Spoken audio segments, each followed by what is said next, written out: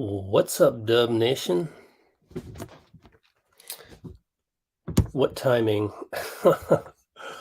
I've got some pretty good timing, don't I? Because video just came out of the Draymond Jordan Poole altercation. So let's go to Highland Mills over here, Warriors beat writer.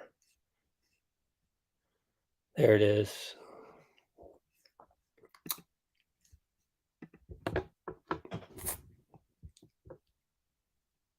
Yeah, so tough to watch, honestly. The fact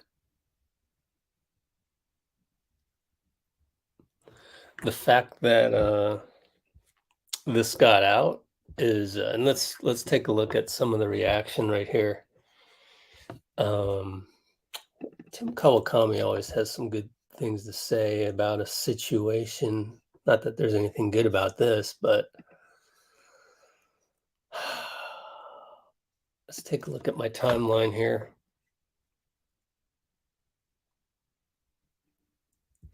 This is crazy, dude. So the video comes from TMZ.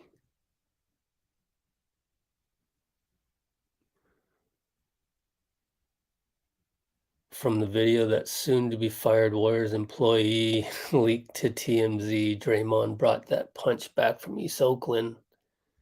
No way Jordan Poole was expecting Draymond to swing on him with that much force and anger.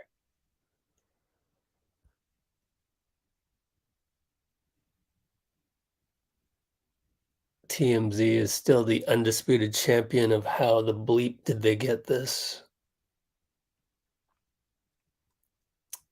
Hard to make conclusions without knowing what was said. That Poole never looked at Draymond and no one around them reacted until Draymond threw the punch.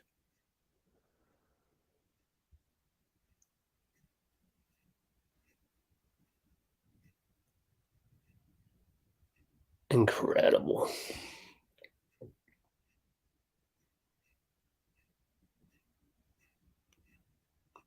It's crazy that I decided to go live at 7 a.m. today. I wonder what time it actually dropped.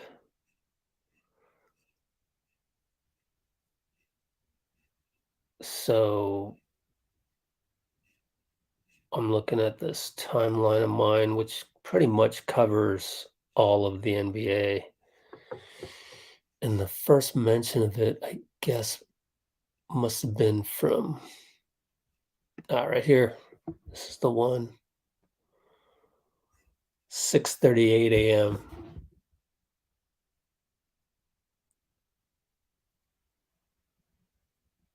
Man, who the hell would leak that? That's crazy. I'm wow, who would leak that? That's crazy. All right, so what's up? Well, what's up, everybody? Let's just get through these right here. Yeah. I feel differently about it now because I didn't know it was like that. Oh, we should call Dean Chambers to get him on here. He had to work late. I think he works till like 2 a.m. or something at the restaurant or whatever, but let me give him a little wake-up call. And send him the StreamYard link. You know, I'm happy if anybody wants to come on as well, talk about this because this is almost like therapy. It's almost like a therapy session that we have got to process this real time ourselves. So let me just email him first of all. Let's see, Dean Chambers, you at? Man, so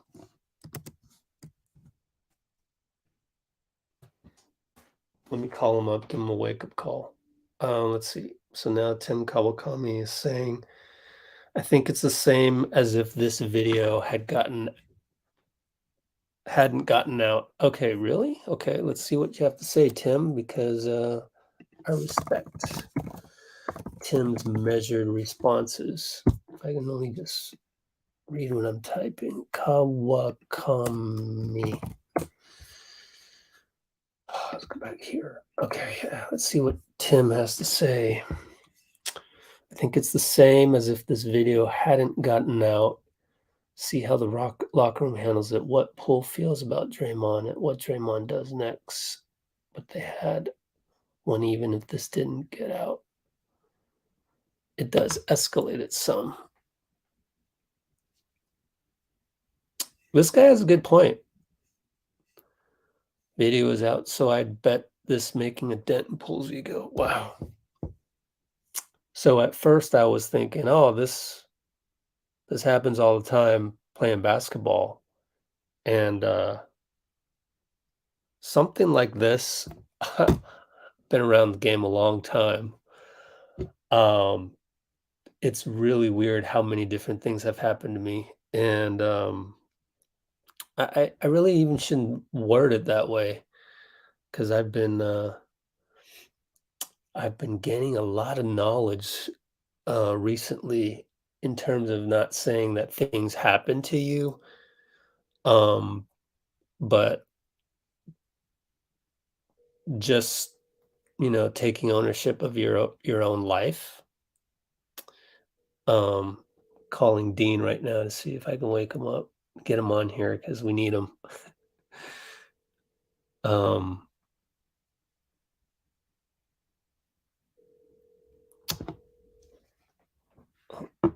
He's not picking up.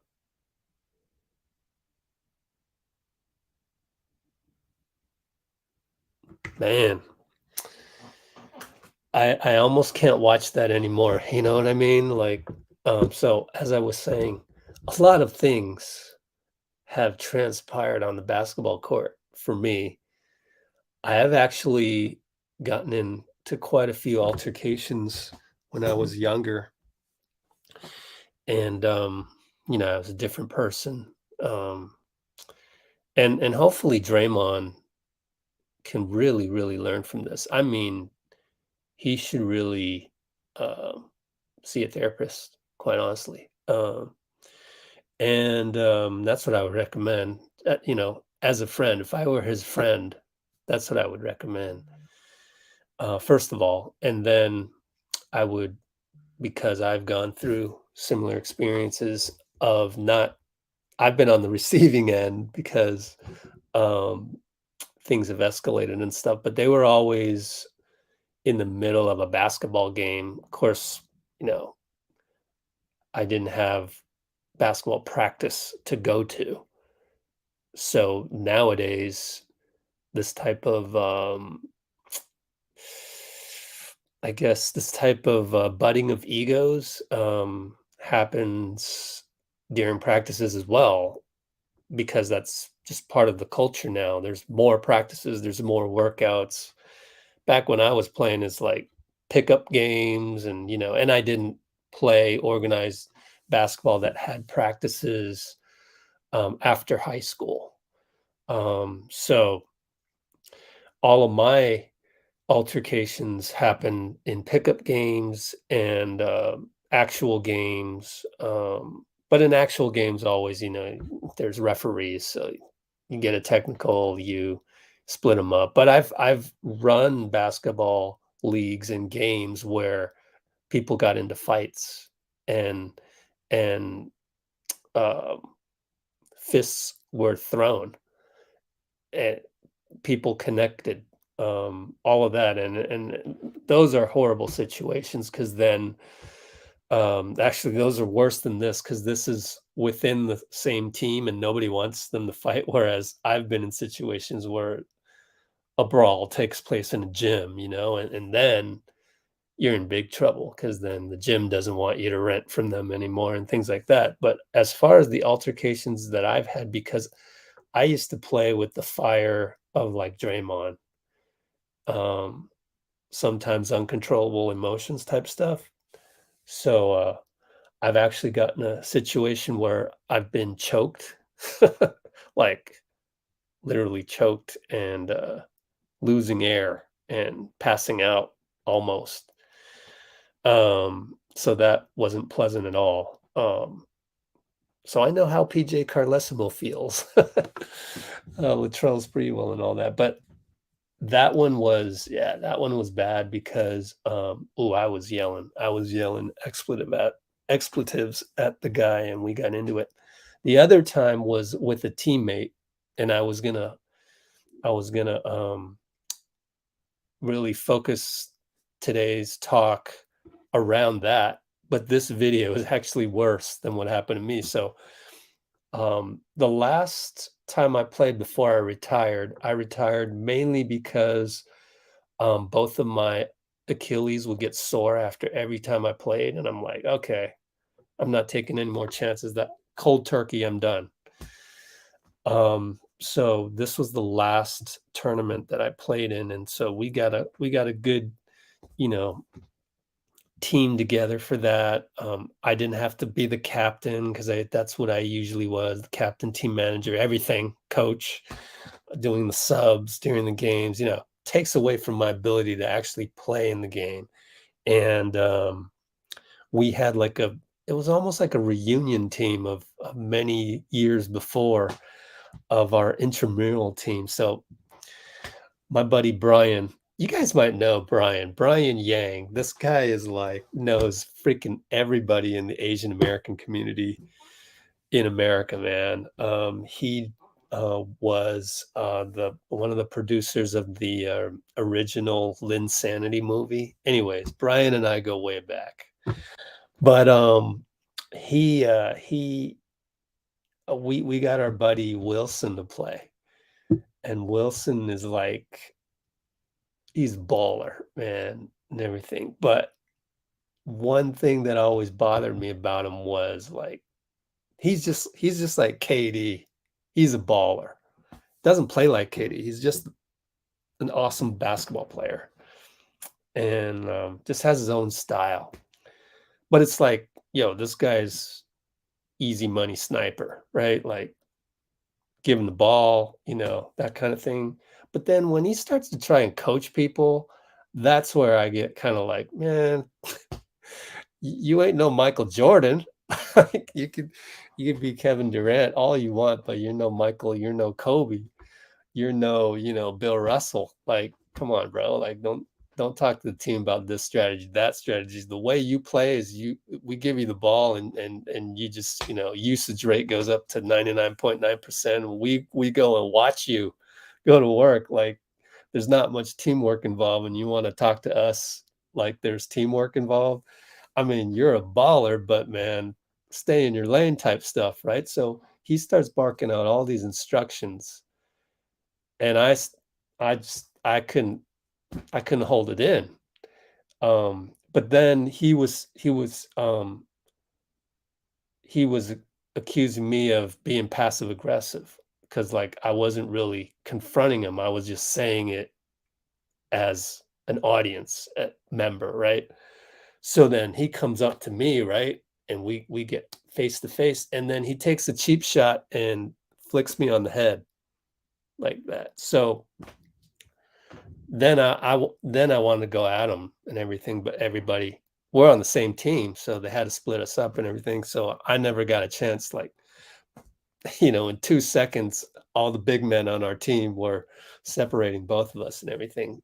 So, to go back to what I thought we were going to talk about today with this video from TMZ is obviously way worse than that. It was a strike to the face and everything, and JP got hit and fell, and Draymond almost had to catch him. And this video I don't even want to watch this video anymore because it was a moment of anger. Who wants to do what? I want to watch the moment of anger that I had with my friend and my teammate Wilson. And the funny thing is, I haven't talked to Wilson since. He's never apologized, but he lives on the other side of the world doing his thing. like a doctor. He's saving lives and everything. But now that I can look back on it, it was, I don't mind that it happened, because some of the things he said were right. Like, yeah, it was passive aggressive. I don't want to be a passive aggressive type where you're sort of, being in opposition under your breath to the other guy, rather than confronting the situation head on and what's really bothering us below the surface. Dean's here. And so I just want to finish that thought of saying that I've sort of had something like this happen to me. I still consider my old buddy my friend, even though we've never talked about it, but we never had a chance to talk about it. So originally, I thought the Warriors could get over this, and I think they will. So speaking from the Jordan Poole position that I've been in, actually, you feel violated, obviously, and that's the part that will take time. The sooner the Warriors as an organization can shorten that, what I've actually learned recently is called the refractory period. The refractory period of that moment of stress, of fight or flight mode suddenly. Because you can see Draymond was already in fight mode. Jordan hadn't even kind of gotten there until Draymond went up to him and pushed him away, and then bam. So I just want to say that that whole part of where he felt violated, that's the first step, and hopefully that's gets resolved sooner than later. Maybe this video actually helps make that refractory period shorter than later, because it shows how it shows Draymond snapping. And so the whole world can see how you violated me. So I got the whole world on my side. So that might be better for Jordan Poole. So that's my last point there. Let's bring on Dean. Dean Chambers. What's up, Rich?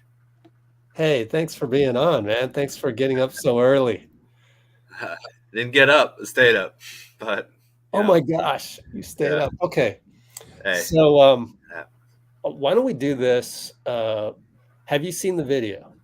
Yeah, I just watched it right now. Yeah. Oh, yeah, I did get Spreewell, Dean. We'll talk about that.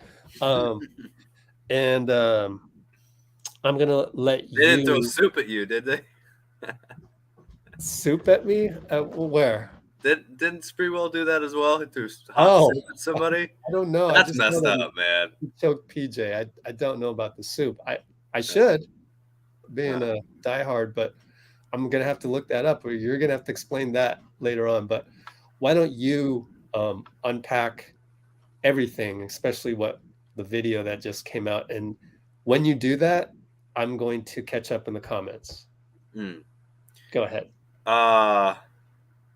First and foremost, hello to everybody in the comments. Thank you. Noemi and SYC. Oh,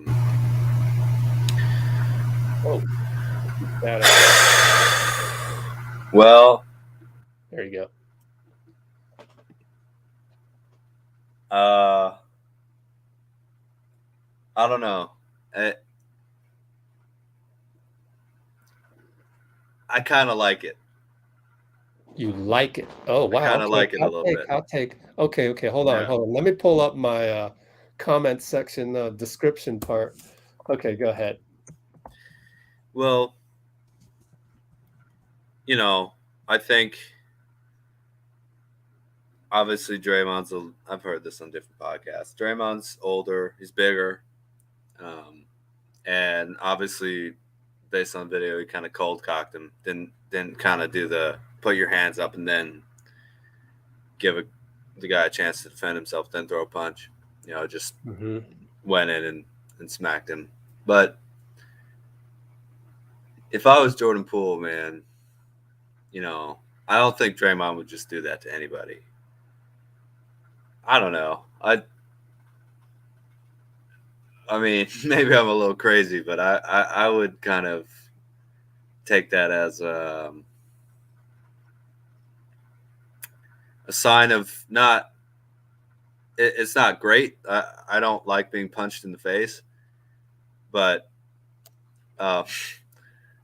it'd be kind of a sign of like equality or something, So, What do you mean by that? Well, just I don't know. Just I don't think Draymond would swing at someone he felt couldn't defend themselves or was someone that was this young guy that he had to protect or something like that. I know that's crazy, but it I don't know. I wouldn't take it that badly. If I was Jordan Poole, I don't know. It would feel like I don't have any siblings or anything like that, but I feel like it would be like, if I bet if your older brother or your best friend or whatever, you got in a fight with him. I'll put it this way: I got I had these what do you call them? Meditation balls or whatever. They were metal. And you threw them together, they would hit each other and ring, right? I threw it at my best friend growing up, and it hit him in the eye. And he turned around, and I could see his shoulders going up and down. And I thought he was laughing, and he wasn't. He was kind of sobbing because I hit him in the face. And this guy grew up to be 6'4" or 5", probably 250 pounds at least. He was a linebacker in high school. He's a prison guard now.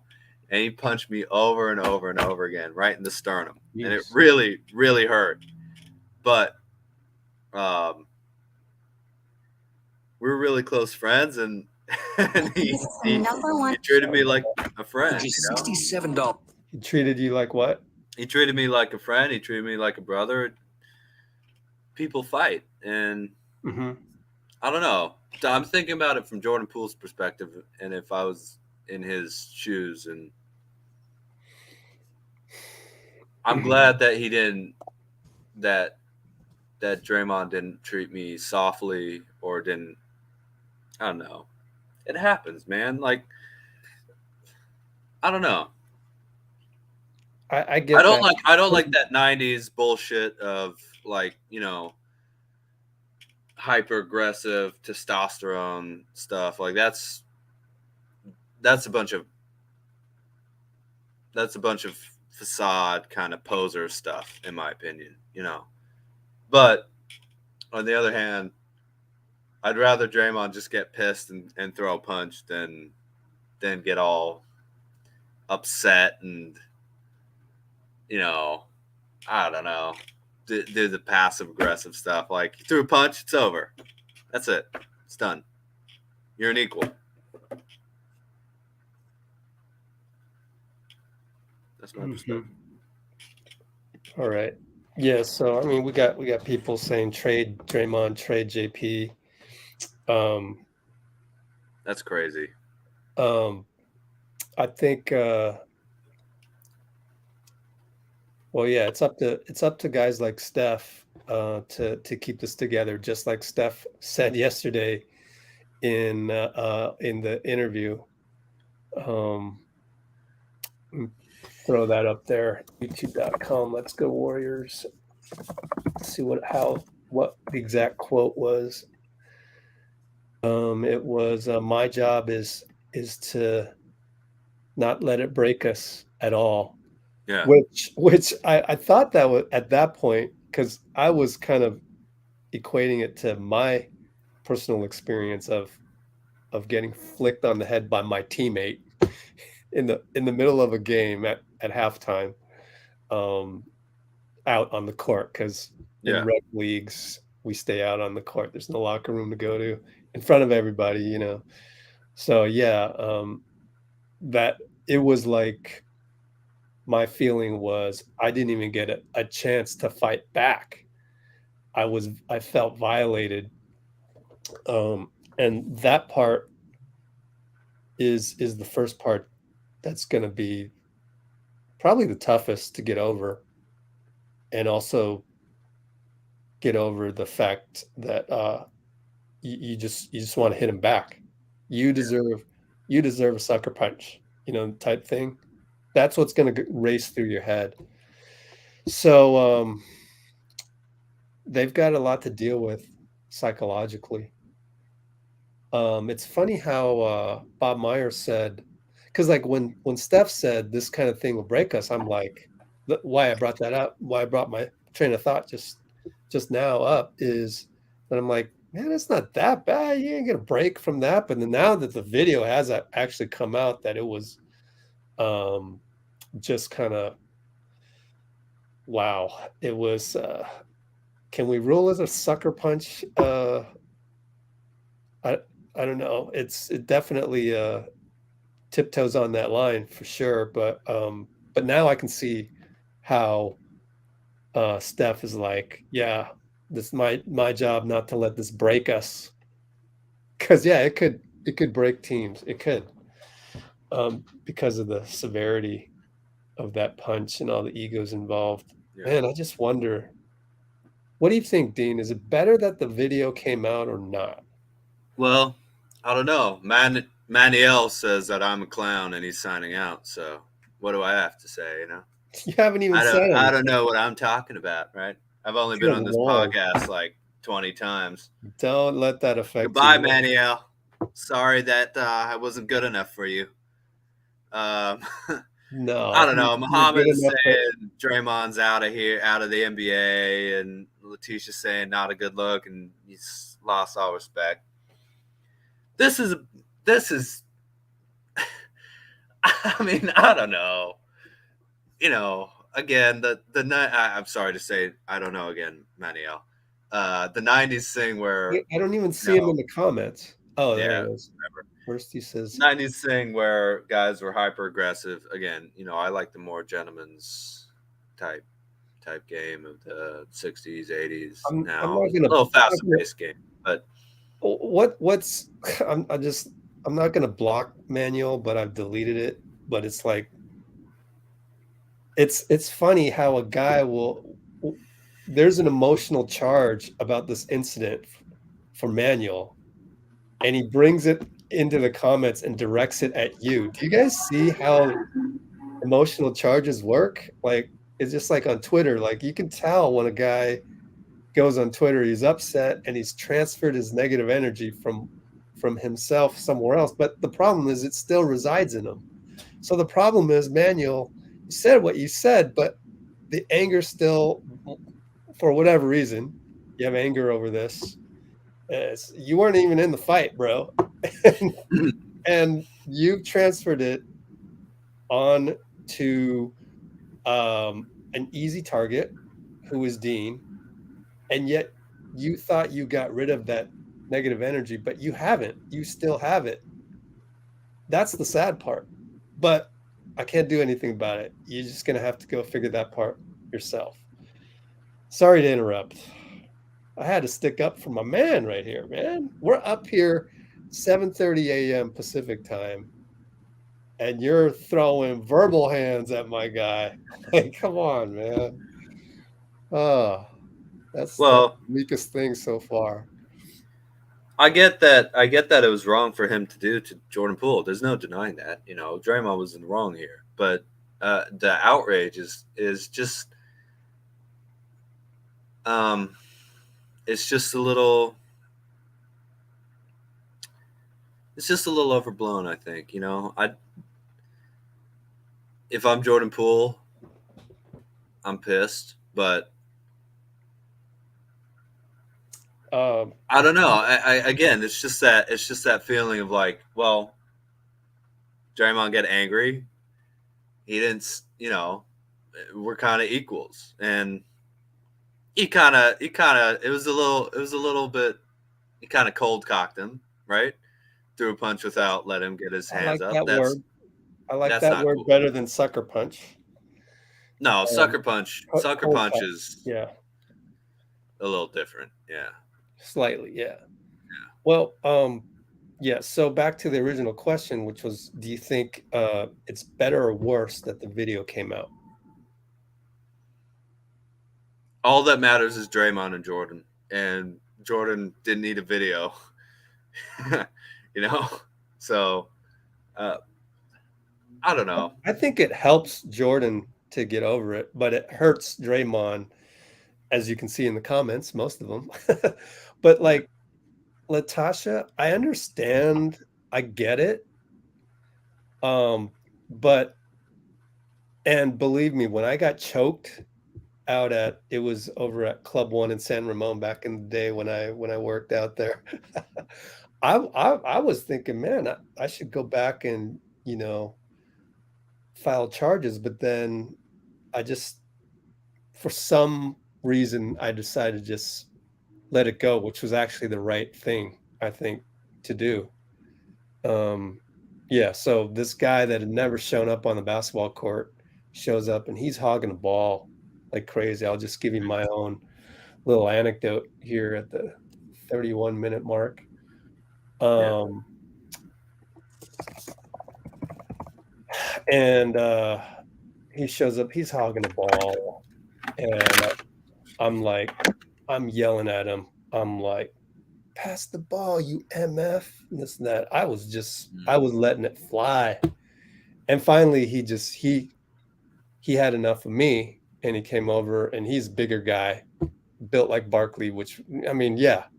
What are you doing, Rich? What, you dummy? Why are you yelling, you running your mouth? At least he didn't throw you through a window. Yeah. So why? Who threw a window? Charles Barkley threw some guy at a bar through a window. Oh my gosh. Yeah. Anyway, sorry. Go ahead, Rich. Wow, man, you know all these little violent anecdotes that I don't. The soup and the. Anyways, so he chokes me, but it's like he's done it before. He chokes me to the point where I'm almost about to pass out. Then he lets go, right? And I'm just thinking back, if they had video of that, then it might have helped me get over it. But then it might have also, anyways, that was definitely like, you could call that an assault charge on the streets too. But then it happened in a basketball environment, and people don't know what things were said at Draymond either. Just like if they saw a silent video of me getting choked, they wouldn't have known that I called that guy an MF a few times and stuff. So, man, I don't know why as a young guy I was so hell bent on winning pickup ball games. I was that competitive. Sure.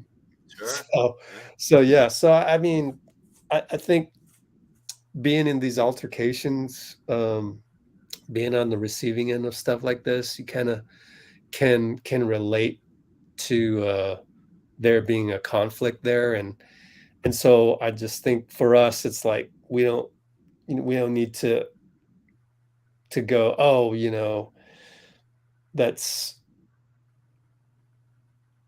that's an assault charge on the streets. Yeah, it is.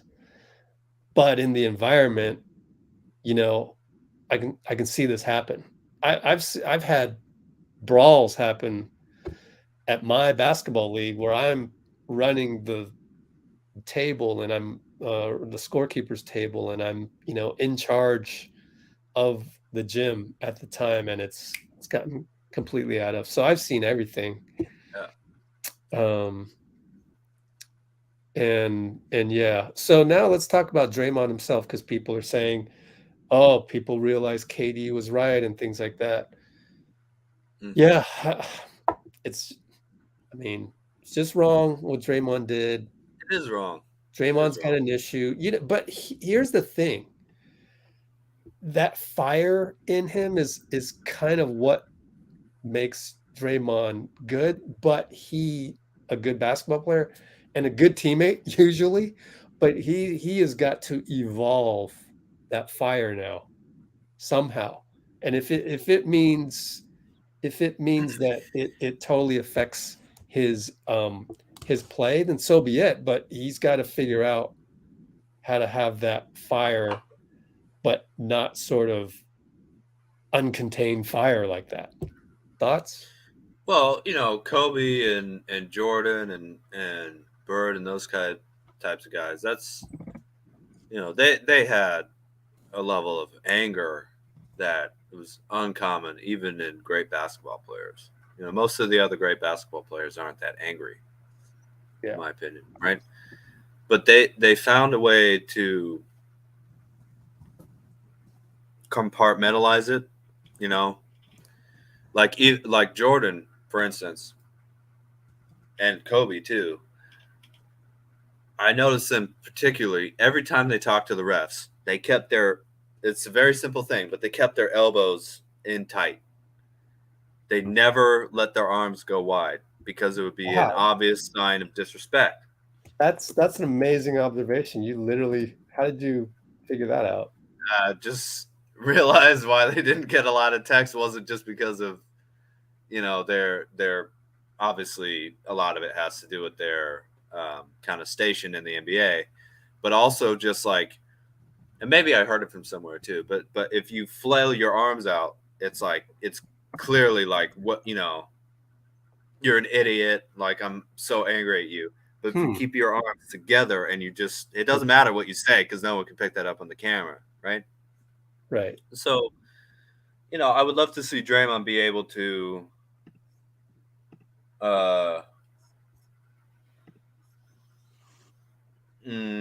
keep the same amount of fire, but make it less emotional, less personal, something like that. I think that would help.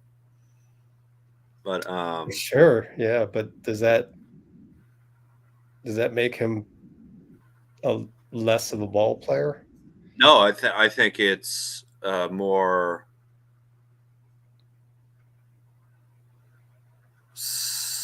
Well, it's almost more dangerous because it's controlled, like Draymond's an angel dust. My God, these comments, man. Some of these comments are crazy.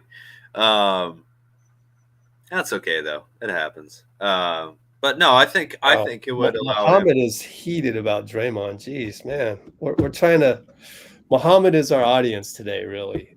Is like I get it, Muhammad. I don't know that it helps like to be like so angry at Draymond. I mean, of course you can be mad at him, but wow. Now you want him off the team and everything. And it's like I didn't even want the guy who choked me to never play pickup ball at Club One in San Ramon again. I didn't want my teammate Wilson, who flicked me in the head, that was a cheap shot, to be my teammate ever again. I mean, it took me some time to get over that. Yeah. But yeah. Oh, yeah, your ego's bruised. I don't want, Muhammad's ego is like right now is pretty high. And being a basketball league commissioner, sitting there and seeing a brawl, seeing one of my guys that always played in my league, loyal to the T, this guy Mike, he used to have he used to punch too much, got in a couple fights, always wanted to fight. And it's like, okay, at that point you're like, oh, okay, something's happening, off the court, that he's bringing it here. But that guy loves the game, and I've had to reinstate him. I've had to, I think I may have banned a guy or two, suspended him for a year for fighting. It's always been suspend you for a year, but never, the death sentence. So to want Draymond not to be on the team anymore, I think that's as egotistical as all the egos involved right now. It's understandable, but it's kind of not reasonable a little bit, But anyways, I do appreciate the comments because it it allows us to kind of analyze these things from a psychological perspective, and also we're processing this. We're processing. It's been an hour since literally 6:37 the video came out from TMZ. So we're processing this real time within an hour. That doesn't mean Muhammad's a bad guy. It doesn't mean anybody's a bad guy. I'm just trying to bring let's bring some positive thoughts into this as well as having all those negative thoughts. Let's balance it out a little bit. Absolutely, yeah. And this is trash talk. Obviously, Jordan Poole. We all know that dude's crazy too. Maybe not throw a punch crazy, but he can get under your skin. Super, super confident. Come together, shove, and then Draymond just went Saginaw. It happens. But Jordan, pushed him, and Dre just threw a punch probably before he even knew what was going on. This wasn't Draymond coming up and punching him out of the blue. I mean, it's not. I don't like it. It wasn't a good idea. It's not how you want the season to start if you're trying to defend a championship. But we don't want to get this overblown, right? Like this isn't Ron Artest going up into the stands and punching the wrong fan. The guy who didn't throw a drink and he just got it confused. This isn't. You have all this information on the little things that happen at certain brawls and stuff. I mean, you want to go back to was it Willis Reed, Walt Bellamy, one of those guys back in the 60s, 70s. He went through an entire bench and beat them all up. Literally, the whole bench of an opposing team just ripped through all of them. I mean, even Jordan and Steve Kerr. Do I like that Michael Jordan punched Steve Kerr in the face?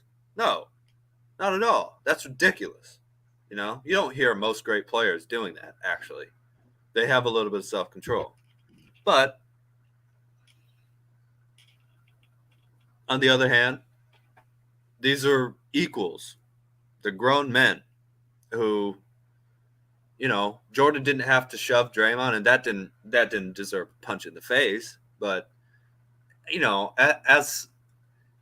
look, when I play basketball, things like that happen. The last time I played, I went for a rebound, and I must have gotten a finger in someone's. I don't think I got him in the eye, but around the eye, the kind of cheek area. And I meant to say, my bad, it's basketball. Like that wasn't. I didn't mean to poke you in the eye, but what came out was, hey, it happens. The next time he elbowed me in the chin, man, it felt like he broke my jaw. This guy uppercut elbowed me in the chin. It really, really hurt a lot. But I hit a jumper and we won. Oh, Dean Chambers with the game winner. Well, it wasn't the game winner, the jump shot, but it was whatever. It was the next possession. And I don't know. You just move on, man. It's basketball. It gets heated, If this was a game, it would have been something where, because it's a guy on an opposing team, people get in front of it. The ref comes in and separates them, and you throw a punch and it doesn't land. And I don't know. I want to talk about something else at this point. It's not that big of a deal. It's terrible. Draymond shouldn't have done it. He's apologized. Jordan Poole's going to make $3 million more than him. Whatever. I don't know. This is the one that somebody brought up in the comments, Anthony, what's up, Anthony? The Haynes report. That's the tweet. Can we call a tweet a report? I guess so. So yeah, this is the one that says that that's the one that Steph and Kerr weren't happy about, that JP's behavior hasn't changed. It's been great. His attitude has been great. And that one is on our channel as well. If you go to, well, it's in the Steph one. I have some quotes from there. The vibe in practice was great.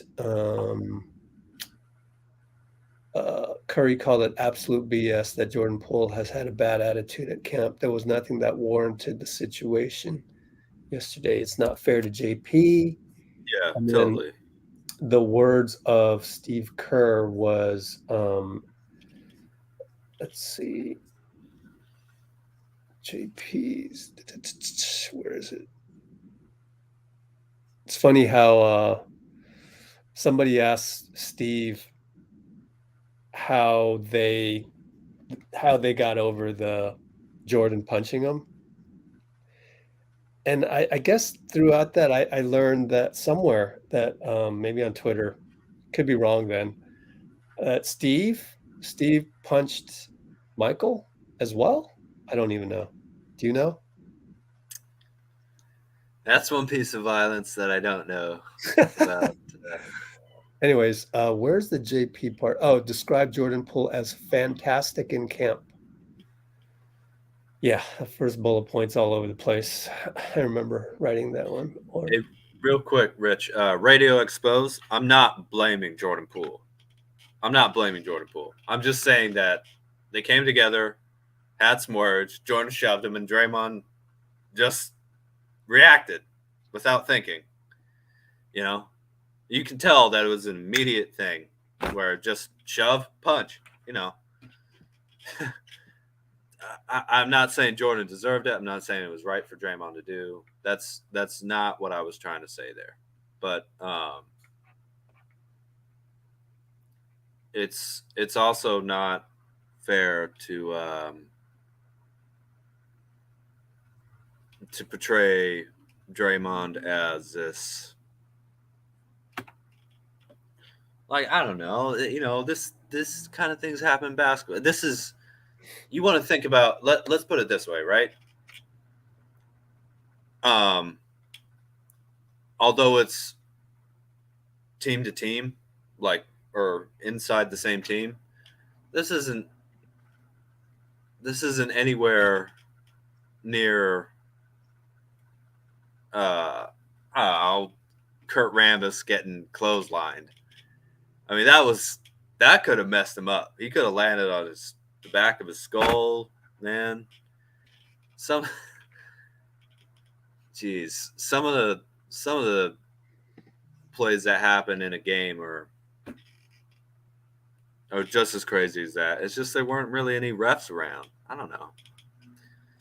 I like some of these comments from Looter. Welcome to the show, Looter.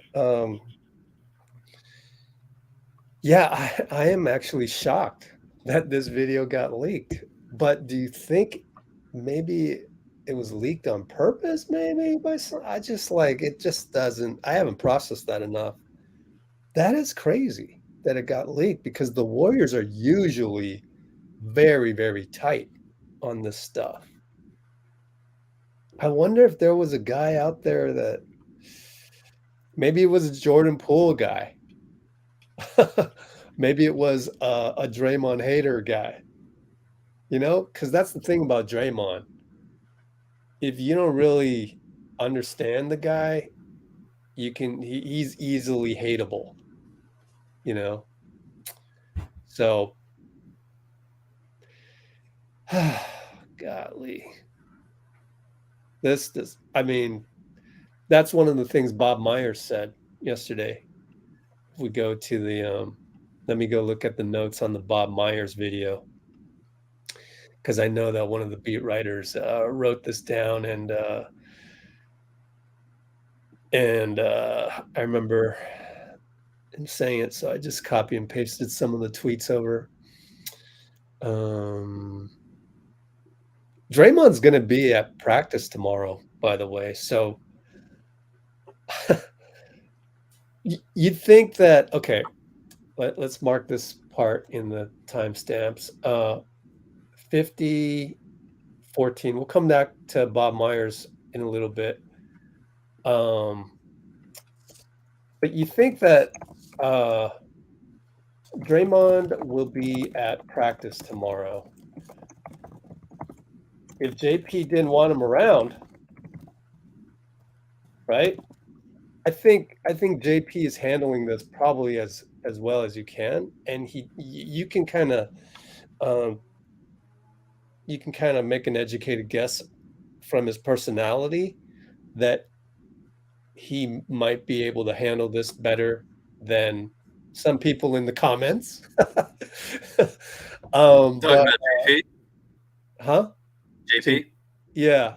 The fact that they're having practice tomorrow with Draymond there, according to Steve, today's a day off, which is also a reason why I decided to do this.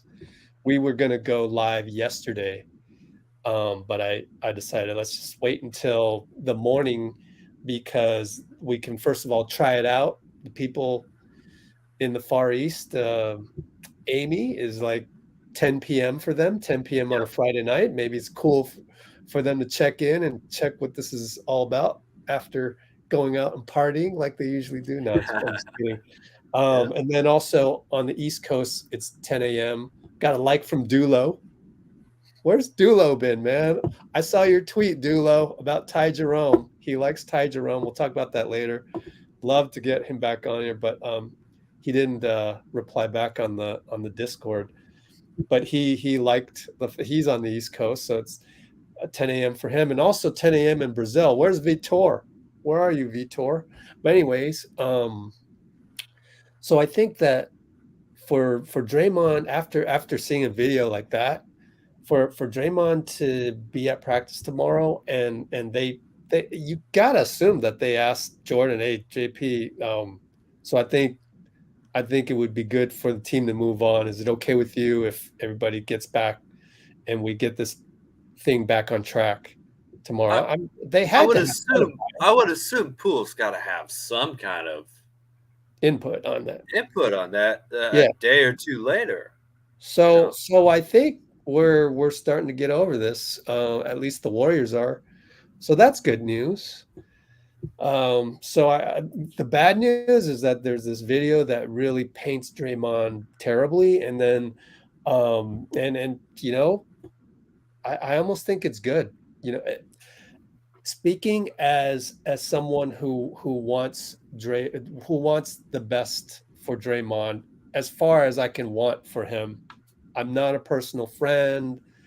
I'm just an acquaintance, and I understand where Draymond comes from on a lot of things, almost everything, because I used to play basketball with the fire that Draymond has. So I get all the yelling, and a lot of people don't like that, and I get it. But I actually like that about him. Now, this thing happening, I wish it didn't happen, but now that it's happened, I'm almost glad the video came out because it's like, we're putting you out there. This is you at your worst. You have to change. So I've come to that conclusion. You know, Draymond, you have to change. You have to change your personality. It doesn't need to be a 180, but you need to change your personality. And even at the risk of it affecting his basketball play. So that's my kind of bottom line takeaway from the new information and all this now. We haven't heard JP talk about this either, right? Yeah. We haven't heard his perspective. But saying that, I also think, like Steph is alluding to, that we can get over this. I'm going to make sure this team doesn't break because of this. And so I don't think anybody needs to be traded. And if Draymond is going to practice tomorrow, I mean, if I were in JP's shoes, I'd be like, I think for me personally, back in the day, plus I don't have the same personality as JP, but be like, nah, man, I don't want to see that guy. Nah, we'll see him whenever I feel like I want to see him. And then at that point, Bob and Steve have got to go like, oh, okay, So just that nugget of information that Draymond will be at practice tomorrow, man, I don't know. To me, it says a lot, and I think it's a good thing. Well, Jordan finished practice the same day, didn't he? That too, yeah. So, well, Larosa, I do not know what it's like to be a black man. I have been punched a couple times. What does that have to do with anything, man? I don't know. That's Yeah, that's what she was saying. we've been on And the to be fair, I don't know. basketball court. I don't know. But The guy that choked me was African American. I was in that culture, so I'm from that culture, and I created that culture too with my basketball leagues. Which the last time we played, 80 to 90% of the participants in my league were African American. The last time we started out as Asian American decades ago. Then I opened it up to everybody because everybody was breaking the rules on bringing an Asian guy on your team. Oh, he's 1/8 Filipino, and I said, you know what? Don't worry about it. Just everybody can play, and I'm gonna make the divisions based on height, athleticism, experience of team, my own just judgment of your team that has nothing to do with ethnicity. And this is basketball culture. It doesn't matter what color you are. And there are overlaps. I will give you that. Like, it's heavily influenced by the African American culture. Don't get me wrong. But I don't know to say Dean or I don't understand something because we're not African American. I don't think that's fair in this context. But go ahead, Dean. Well, I mean, either way, it doesn't matter what anybody else has to say other than Jordan Poole.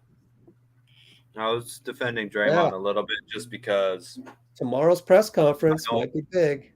Mm-hmm. I was defending Draymond just because, not because what I think he did was right, not at all, but just because it is to hyper competitive alpha males on a hyper competitive situation who are hyper athletes, obviously playing in the NBA, getting chippy and I've seen punches thrown. I don't know. I've seen full out brawls. I've seen malice at the palace, but happen inside the gym. Yeah. So this is only really about how do we, as you and I as people on video, are commenters here who love the Warriors, as commenters and thinkers of the game. How do we approach this to help the Warriors not let it blow up our season? And what does Jordan Poole think? Those are the only two things that are really truly important. At least in my opinion, So we can say what we're going to say. We're just going to have to see how Jordan Poole responds to this. If I was Jordan Poole, I'd be upset that Jordan cold cocked me, threw a punch without me even being able to set up. That's true. But I would also, I don't think I would be too overly upset if I get the kind of respect that I deserve from Draymond. And it sounds like he's been very apologetic about it, and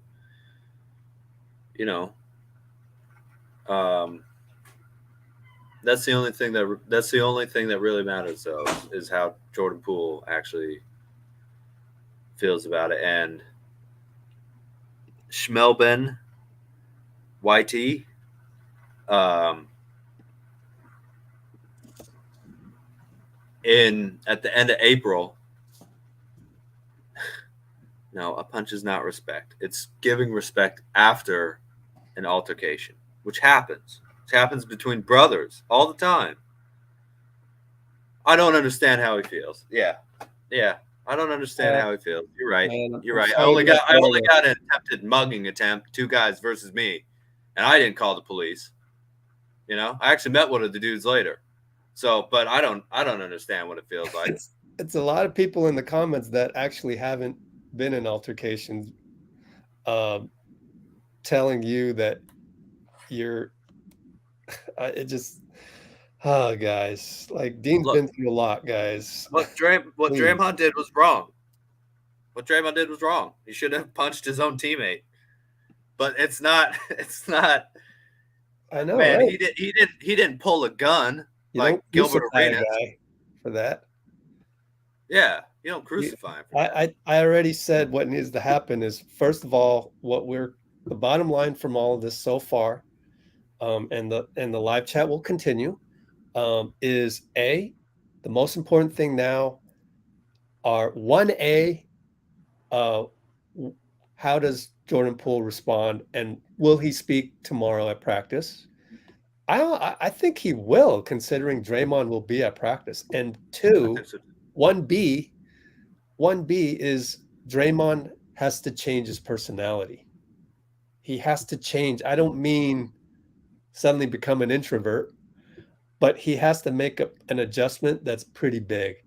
And hopefully he tells us about it.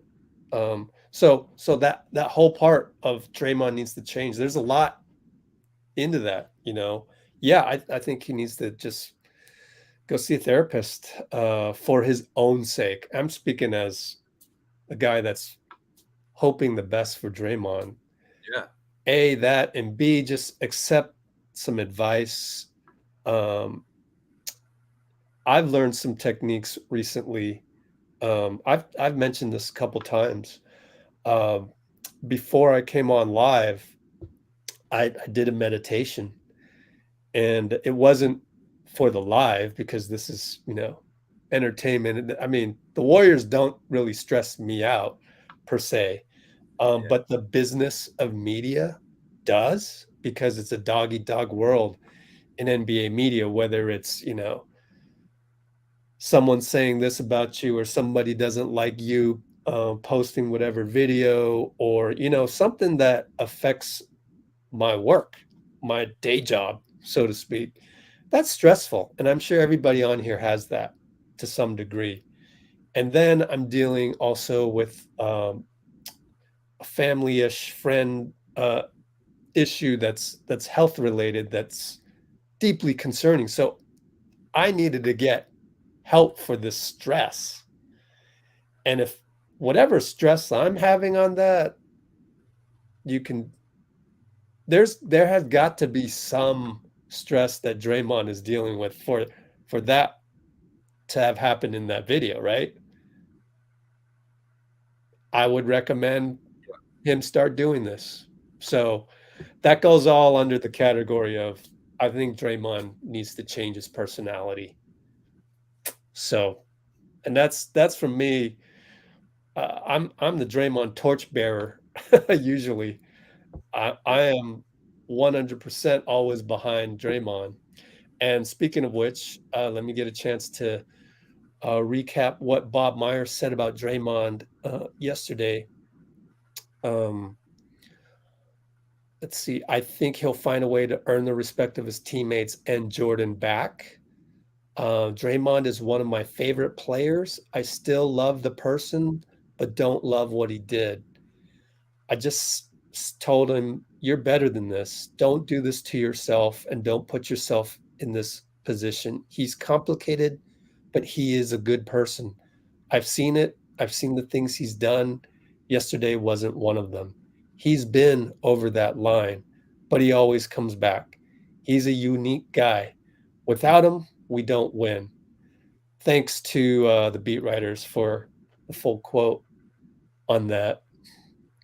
So yeah, I hope all of us can kind of get over this. And what's crazy is like we're right back to the life lessons you can learn from uh from the Warriors. And man, we can learn so much from this. So one thing to learn is Dean came on this channel to because I call him the Dean of Positivity Chambers. Um, there's not another person I'd want right now to be here with me to talk about this. Thank you. And some of you guys in the comments, I mean, you're probably new to us. I get that.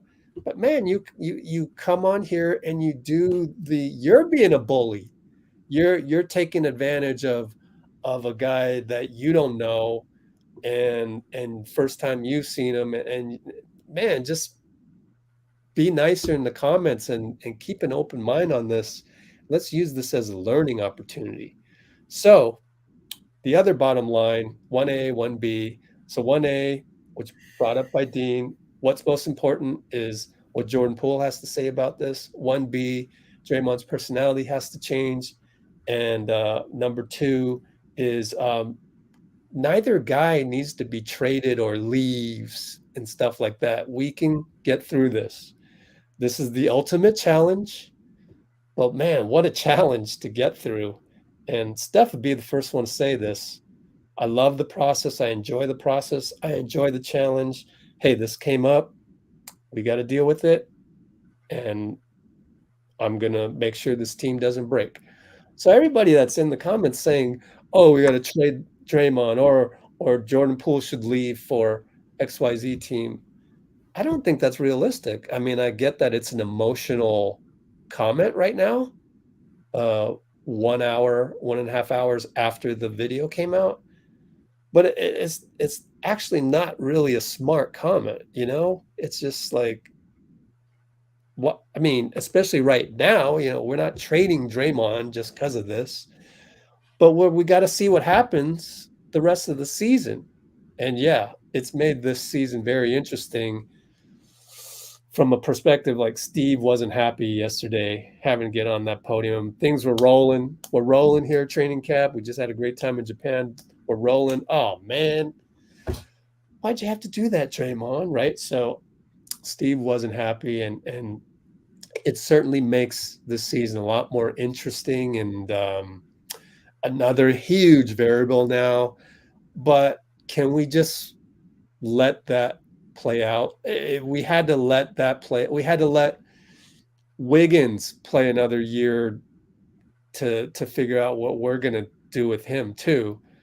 So I think as far as trading guys and stuff, we're running it back, the same type of roster with all these new guys, but the same foundational six, and we're going to give it a shot, and then we'll see what happens after the season's over. Dre, probably opts out because if you're a businessman, the numbers are so big. Tyler Hero, Miami Heat, the latest seemingly inflated salary that I think it's worth Draymond to see what's out there and just Well, he has the option. opt He has the out. option Yeah. to opt out if he feels that he can get something better. He has the option to opt in, to give him another year of hopefully, high levels of protection in case in case of anything,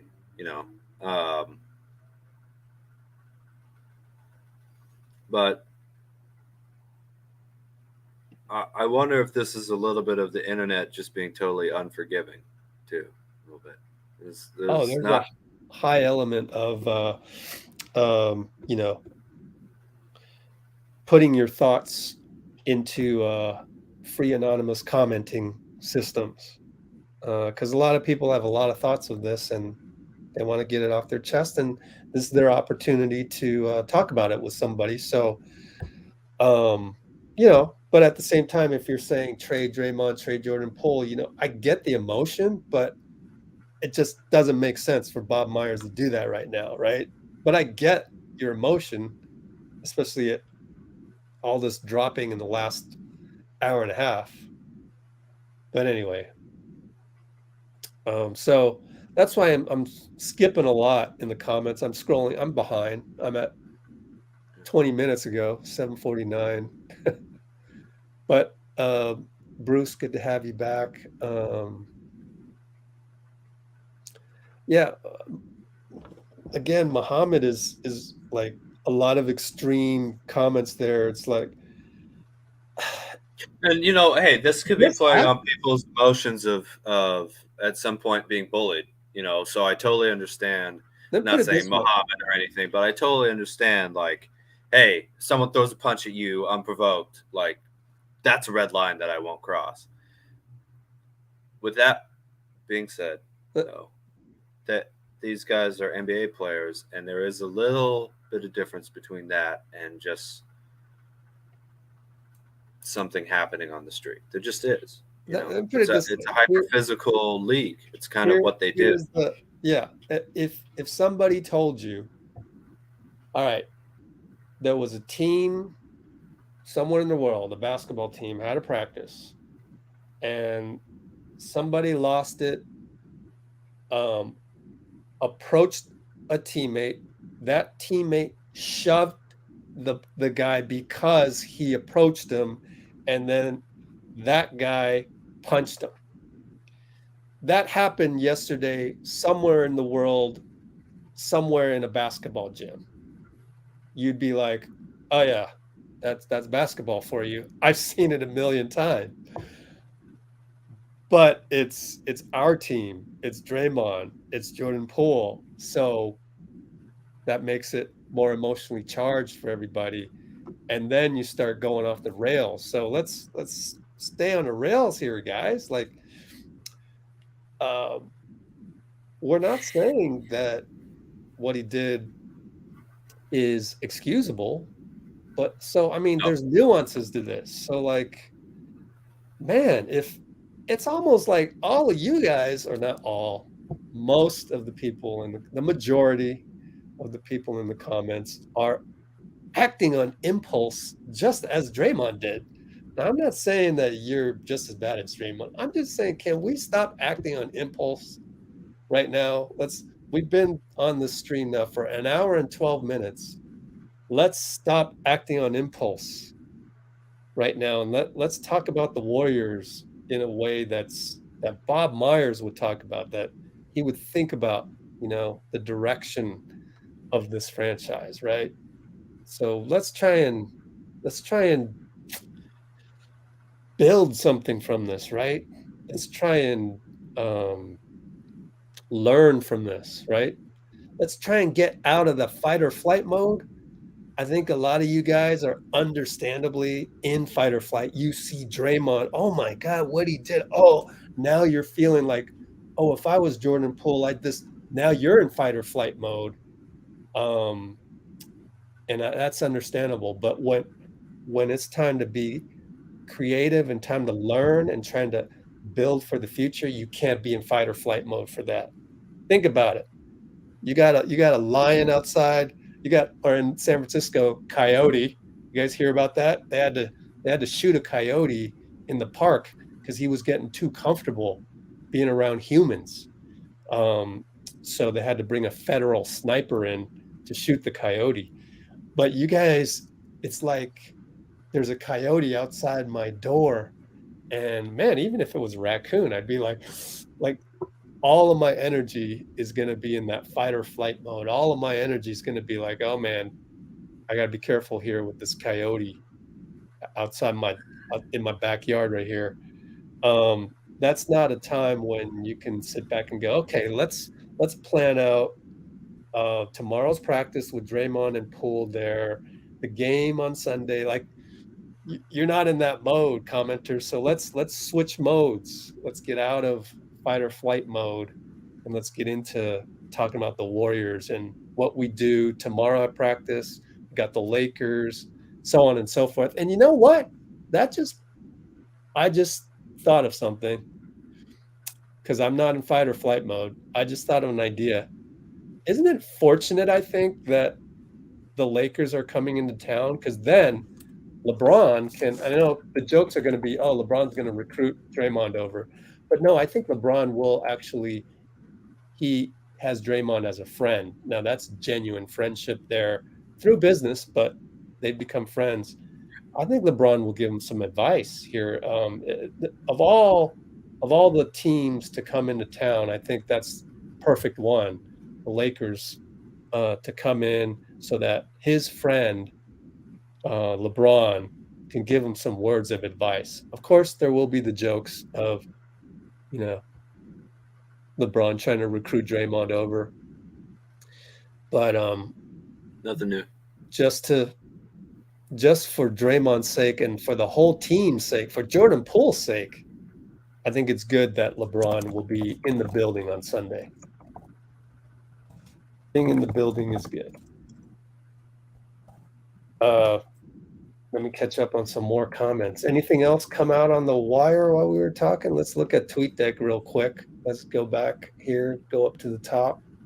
What are they all talking about? They got some jokes. They hate Draymond and they want to trade him. Yeah. Let's see what Tim Kawakami has to say. Maybe he's got more. That's your opinion. That's your opinion. You say it's not fair that a millionaire, doesn't get whatever. It's basketball, though. Now we got to go back to basketball. You think the guys were thinking about? Well, ironically, there's talk about how, and this is on Draymond to really figure out why was he so heated at the moment.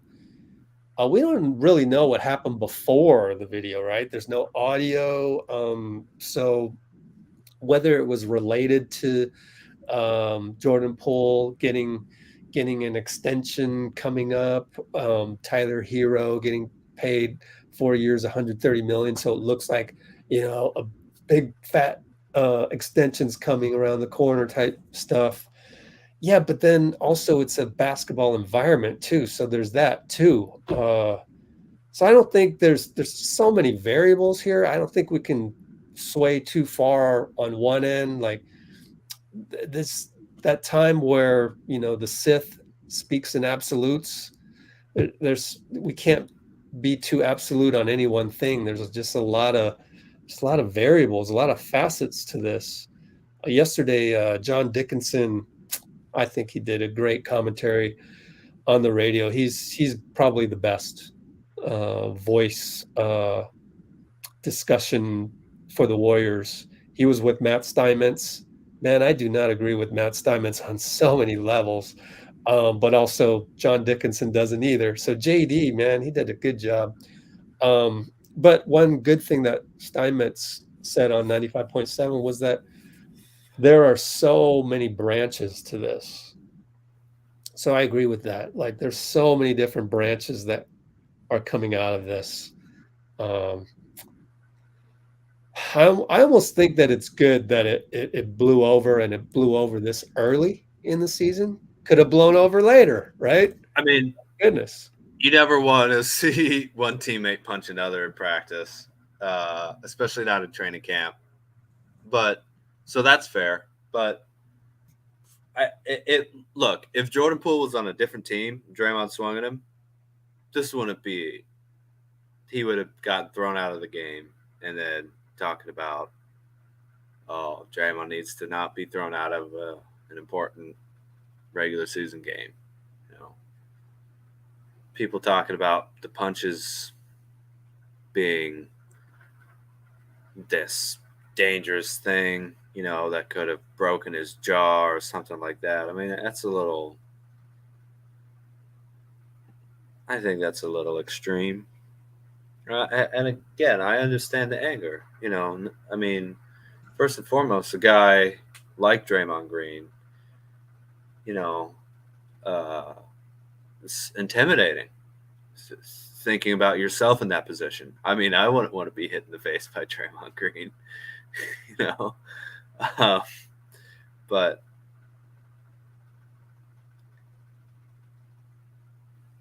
all right. So I'm going to disagree with. It feels a little bit like an opportunity to jump on the Warriors too, and say, because of this altercation, you need to blow up the team. And there's been a lot of people asking to blow up this team for a long time because they know that it's a threat, that they'll keep winning. So,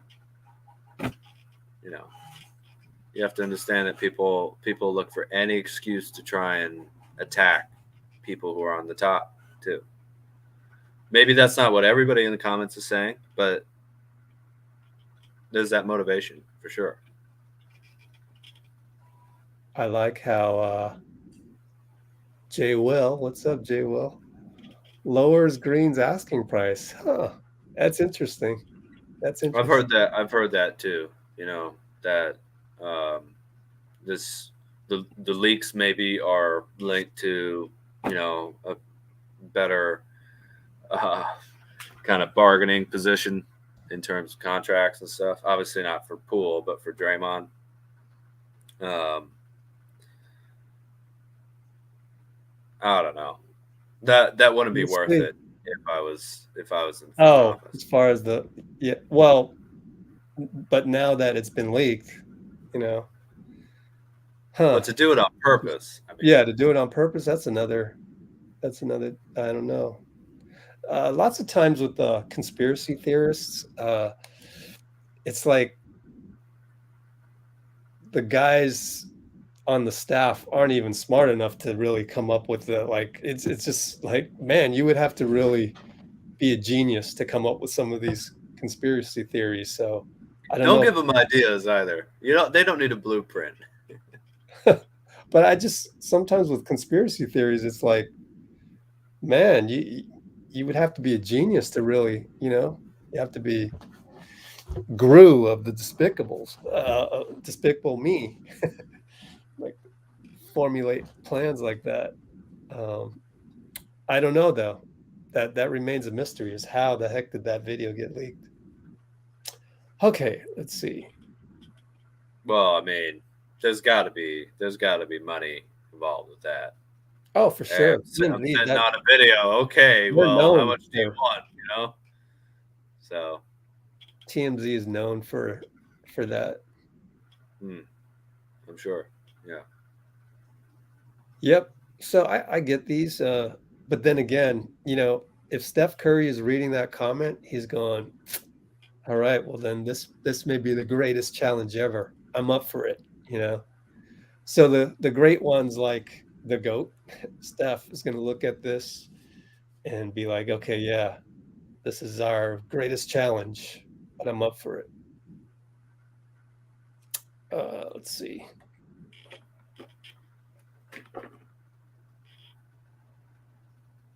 Man, I'm really behind on the comments. Just looking at this. Go ahead. Well, I'm just surprised. Like, I get that there's anger, but I'm surprised how much vitriol there is for Draymond right now. I'm really surprised on Let's Go Warriors. People seem to want him out of here. Well, this is not our usual community on. We're getting we don't have Vitor, unfortunately. Even still, man. Even still. Or Roland. And for people like Anthony and Amy, it's just tough for them to see the family having a feud right now. Yeah. So right now, what's hot in the comments is the emotionally charged people, and but once in a while we'll get one like this. The only thing is do a podcast between JP. Yeah. Wouldn't that be great though? If I don't think it'll happen tomorrow or anytime soon, but it would be great if JP can go on to the Draymond podcast. Utilize the tools that you have, the things that you have created, aka Draymond's podcast, the Draymond Show. Utilize that as something that can be constructive in this whole process, and that would be good. The sooner he does that, the better. But to expect that to happen that quickly, we gotta. The quick thing should be that Draymond should address it on his podcast next time it comes out. Well, he should take the podium as soon as possible. That So too. That too. But with that, but the thing about the podium is that there's media members everywhere looking to yeah, but follow up, then right? not doing the podcast before. I mean, I guess it depends on what you say in the podcast as well. But to me, it would be better strategically PR wise to go in front of the reporters first, then go on the podcast, because then it's less Yeah, all about the podcast, sure. Do um, the media thing, and then completely just speak from the heart on your own on a podcast that's completely your own platform, right? I'm sure he has total editorial control over how it goes out too. So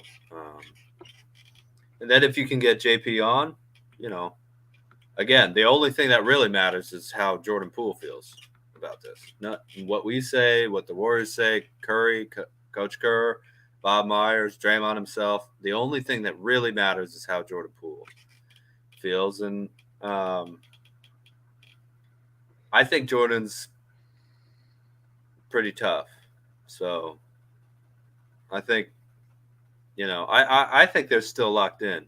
If you want to boycott Draymond's podcast, it's understandable if you believe this is um, a violent, abusive person getting away with assault, then I get it. If you think this is a basketball player getting heated and not thinking and throwing a punch where a punch shouldn't have been thrown, but those sorts of things happen. Then it's different, isn't it?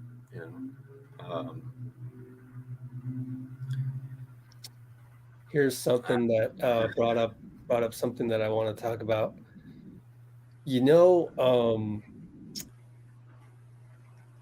Despite everything that happened, and minus the throwing of punches, I do think the league needs more Draymond types in terms of the competitive fire. So Draymond personalities, minus the punching part, I think is good for the league and rare. Because we're in an era of where a lot of the players are quiet. Even Steph said that about our young guys. They're a quiet bunch. And I think it's more advantageous to be more quiet these days when you're coming up. Like, I'm sure they're telling, Victor Wenbanyama and Scoot Henderson, his advisors, his family, they're telling them, hey, you gotta make sure that you stay humble, that you just give off this pervasive aura of humility, because that's what they look for. That's what the public is looking for these days. And if you do, if you're too emotional, then they'll pick you apart, a la Draymond. So that's where the majority of the NBA has become really reserved types, quiet types. And so I think the game needs, every team needs to have a Draymond type.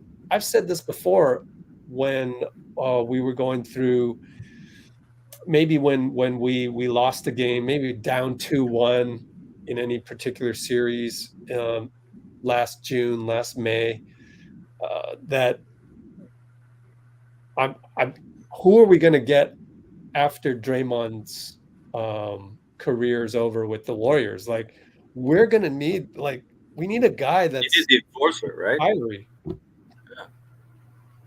And there's a lot of teams that don't have that don't have a guy that just says, come on, guys, and rallies the troops. So that type of personality, now, again, minus the punching that we saw, but Right. Yeah.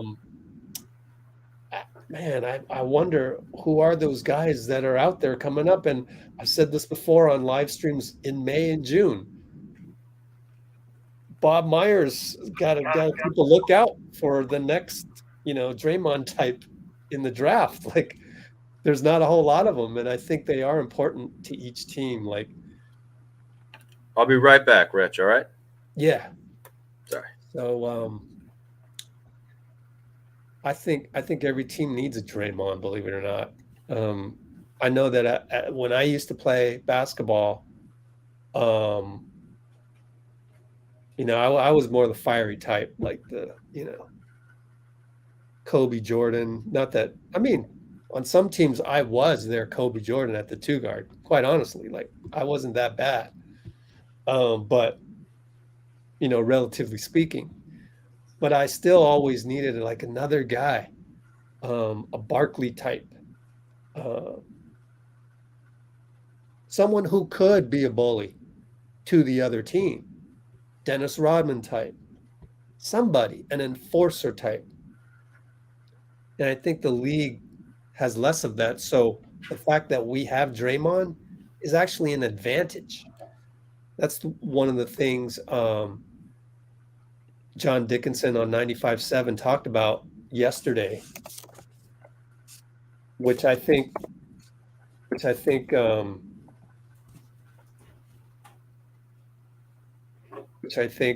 Matt Steinmetz got wrong, is the whole notion of trade Draymond, this and that. It's like, no, like we need a guy like that, and the skill that he brings and the chemistry that he has.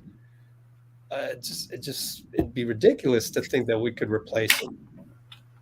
And then I think people in the comments on our community page were saying, "Oh yeah, Kuminga take over at the 4 instead and trade Draymond." This Kuminga?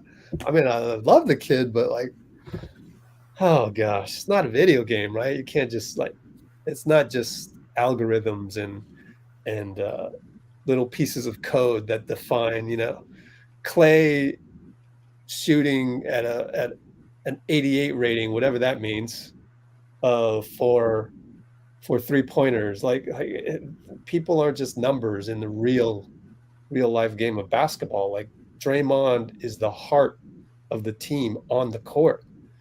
So I just think that every team needs that, and we need to start looking at who else is out there that's like that. If we're thinking about getting rid of Draymond, if we're thinking about the Warriors without a Draymond, man, a personality like that on the court, minus the punching part, is like so hard to find. So why would you trade that away?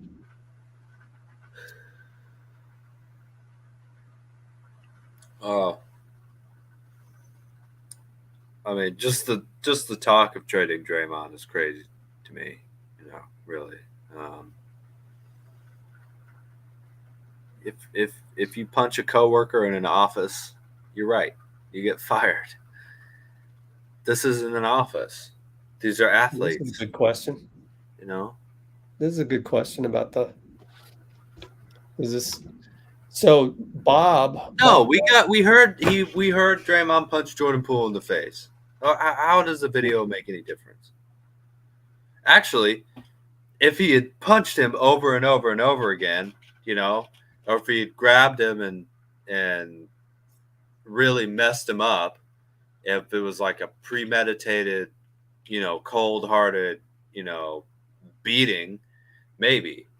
But this is exactly what it sounded like, where he just got pissed and threw a fist before he even really thought about what he was doing, which doesn't excuse it. It was the wrong thing to do. I don't know how many times we have to keep repeating this. Draymond's in the wrong. Draymond's in the wrong.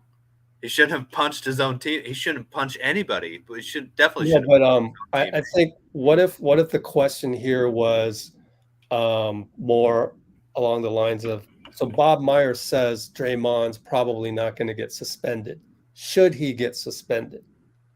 So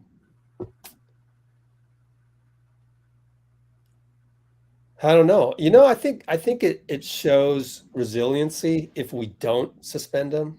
So maybe Bob Myers has thought about that. It's like, it shows that we're still a team and that our culture is still intact if we don't suspend them. So I'm going to go with that for now. So at the 134 mark, shows Muhammad Alavi. Oh, Muhammad's off the rails. You don't need to answer to him. No, no. Let's no, just, Dean. No. I'm preventing you. Think about this real quick, man. No. You're cut off. Nope. I just cut Dean's mic off because we're not giving who he said the attention that he's seeking. I've purposely ignored who he said the whole time. So fine. Are you okay? Are you ready to? Yeah. So I purposely ignored a lot because I understand that it's emotional right now. Well, it is very emotional, and I get Bruce.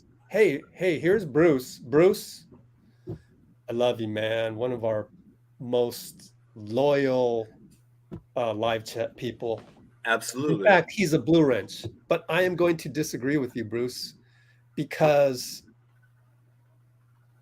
I've been through it. My teammate, man, I never got to flick him on the head back, and it wasn't a punch to the face. I get it, yeah. But it was an altercation. It was a line that was crossed. Even my teammate, we're talking enforcer types. My teammate, the enforcer guy, big power forward. I forgot who said what first, but he told me that, man, yeah, that was a cheap shot that Wilson got on you. Again, it wasn't a punch. He flicked my skull. It was an ego thing. Could have been worse, but it wasn't. But I have forgiven, and I guess I haven't forgotten it, but I don't look at it as a bad thing. And I did learn something from my own. And I think Jordan Poole will learn something from whatever triggered Draymond, because there had to be something that Jordan said. Maybe he didn't think it would result. Draymond did not just throw a punch with Jordan Poole standing there saying nothing at all. Yeah, exactly. And that's why Draymond came up to him in the first place. And then Jordan shoved him, and then it escalated. But back to my point is, I think JP will, whether he likes it or not, he's gonna learn something from it. Just like I learned that I was being too passive aggressive, and I wanted to get rid of that part of my personality after that, even though I was the one that was violated at the time. But I get it now. I get how that ticked off my buddy Wilson. Man, I should call him up because it's been years. And I go, man, the Draymond thing, you know what? That brought up that time when you flicked me on the head and all that. And we'd have a good time talking about that, because we've grown from it. It's about growing from it. So, but yeah, appreciate you too. I know your environment, Ms. Wilson, first of all. Ms. Wilson, yes. Ms. Wilson, you're a hero. Look at that. I live in the South, A. B, you have a teenage son. That is enough for me to label you as a hero right there. Because also, she agree and disagree. She was very respectful. Yes. That's a huge part. Just be respectful. It's not hard. It's not. And it'll get you places in life. Some of the stuff she says is probably right. Like, I don't know what it's like to be an African American, and there are certain things about being that that I will never know, and probably can never really understand. Like, the thing that we're starting to learn since the pandemic and all of the Black Lives Matter, George Floyd, which ironically Steven Jackson was at yesterday at Chase Center. All the smoke. They're going to have Klay on All the Smoke pretty soon. I'm going to have a video of that after we get off. have all this behind the scenes video of that. One of their buddies took all this footage of Warriors practice. I wonder if it was him. No, they weren't there. I don't think they were there the day before. Anyways, that'd be crazy though, man. I should. Oh man, somehow look into that. Was it the Steven Jackson and Matt Barnes guy that were they there the day before? I don't think they were there the day before though when the punch happened. But anyways, back to Larosa Wilson. Just saying, appreciate you bringing it up. So yeah, I don't know. I just felt that it was more like you don't necessarily have to be African American to understand the basketball dynamics of this. Where yeah, I've been there where my buddy flicked me on the head out of nowhere when we had confrontation and I felt violated and wronged and probably feel a lot of the things Jordan Poole feels. So maybe there's just another layer to that makes it difficult on a platform like this, where the only real other way is to have LaRosa come on and just explain what that means. So I get it, and it's good for you to see what happened when she was respectful and commented the way she commented. I can only imagine how much that helps you being the mom of a teenage son. Just if the way you raise your son is any way related to the way you're commenting today, man, that's a lucky son you got there. Because you commenting it this way brought it back up for me to make me reconsider, to make me say, okay, maybe there's another layer to it that is African American ethnically based. Maybe there is, because obviously Jordan and Draymond are from that ethnicity. So maybe there's something I missed that I wouldn't even know about in that. So for you to, and I wasn't even thinking about that when I saw your comment, but for you to be respectful like that, turned me around rather than demanding that I see it this way, demanding and all this and that in the comments that's emotionally charged as Muhammad has been doing. Sorry, Muhammad.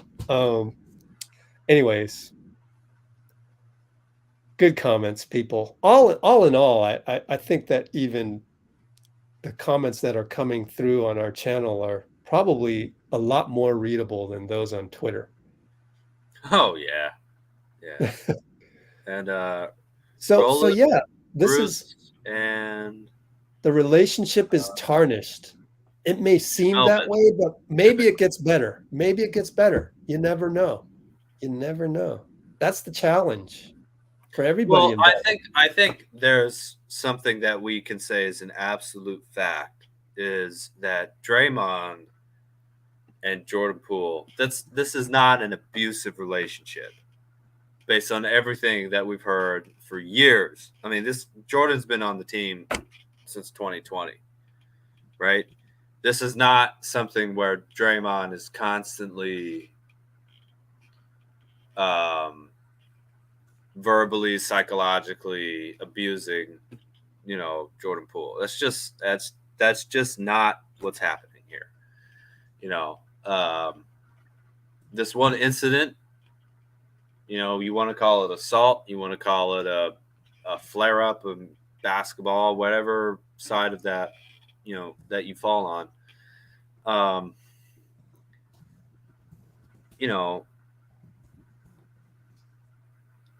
There's no doubt that the vast majority of their relationship has been Draymond mentoring Poole, to get him to that big contract that people are saying that Draymond punched him for. Like, oh, I'm so mad that I'm not getting, this extension, and Poole is. So, again, my opinion doesn't matter. Your opinion doesn't matter. Draymond's opinion doesn't matter. The only thing that matters is Jordan Poole. And I think Poole will be upset. As Bruce said, maybe forgive and not forget. But, that doesn't mean not forgive, right? Like, the part of forgive and not forget is that you still forgive. So, I mean, I don't know. I wish we were on here talking about how the Warriors are a super deep, talented team that should hopefully kick ass this coming season, but we're not. So hold on, I want to do a we have screenshot of this. We have to deal with what's in front of us right now. Okay, so I'm only doing this to get a good screenshot of right here. Thank you, sir. Man, we love Brazil on here. Brazil it's like if my experience underrated Warriors country. Yeah, for totally. Sure. Leandro. Also, there's a Brazil Warriors Twitter account that's quite active as well, and they always do good stuff. So I've changed the thumbnail to include you. Thank you, sir. Leonam Pereira. Okay. There you go. Yeah. Yep. Me too, Raphael. Me too. I'm getting to a point where I'm not mad at anybody, though. So.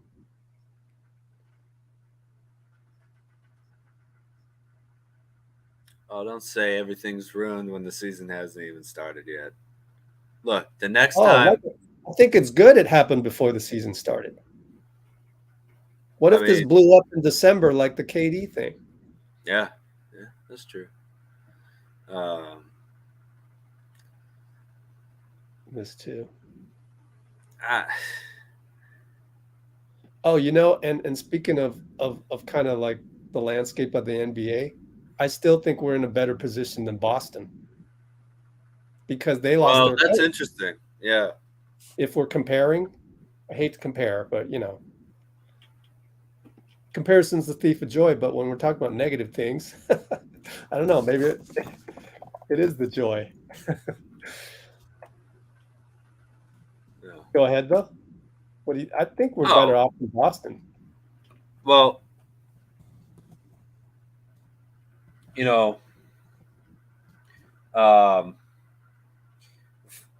Boston, to be fair, hasn't, other than Danilo Gallinari getting injured, it hasn't really been a problem with their players. So it's a little different coach to player, obviously, just because the coach isn't on the court. But it sounds like it does sound like Ime Udoka violated the Celtics policy and also maybe antagonized some of the Celtics owners or higher ups by sleeping with their wives, maybe. And he's out for the year, so and maybe might not come back. They've got a brand new coach who is fairly unproven. I'm not sure he's ever been. He hasn't been a head coach in the NBA, right?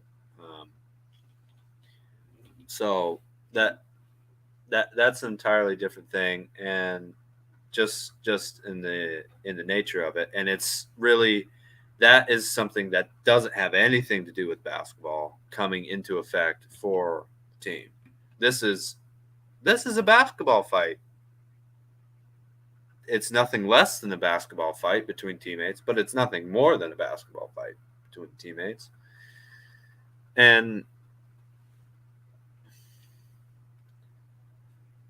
I think that Draymond Green is a good guy, and I think he's going to make up for it. He got heated. He did something he shouldn't have done.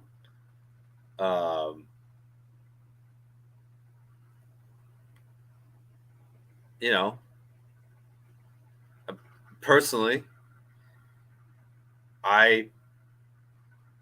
if Draymond hit me, and I was able to practice afterwards, and he was totally apologetic. He knew that what he did was wrong, and he went out of his way to make sure that, I mean, obviously it's hard for me. It's just hypothetical, but if he knew what he did was wrong, and he came to me, and again, at the very beginning, I said I kind of like it because to me that's being treated as an equal. Maybe that's a little bit crazy. Maybe some people don't understand it. Maybe some people think it's assault. But that's just not the way that these things are treated. I don't know. I would be concerned that he doesn't ever feel like that's acceptable to do to me. But if it happens, it just happens. It happens. And I'm kind of over it, But I don't know. That's me. I don't mind a little bit of confrontation when it's when it's something of that high caliber, when it's obviously chippy, and also if I kind of provoked it too. And there's no way Jordan didn't provoke him a little bit. It's not right for Draymond to have done that, but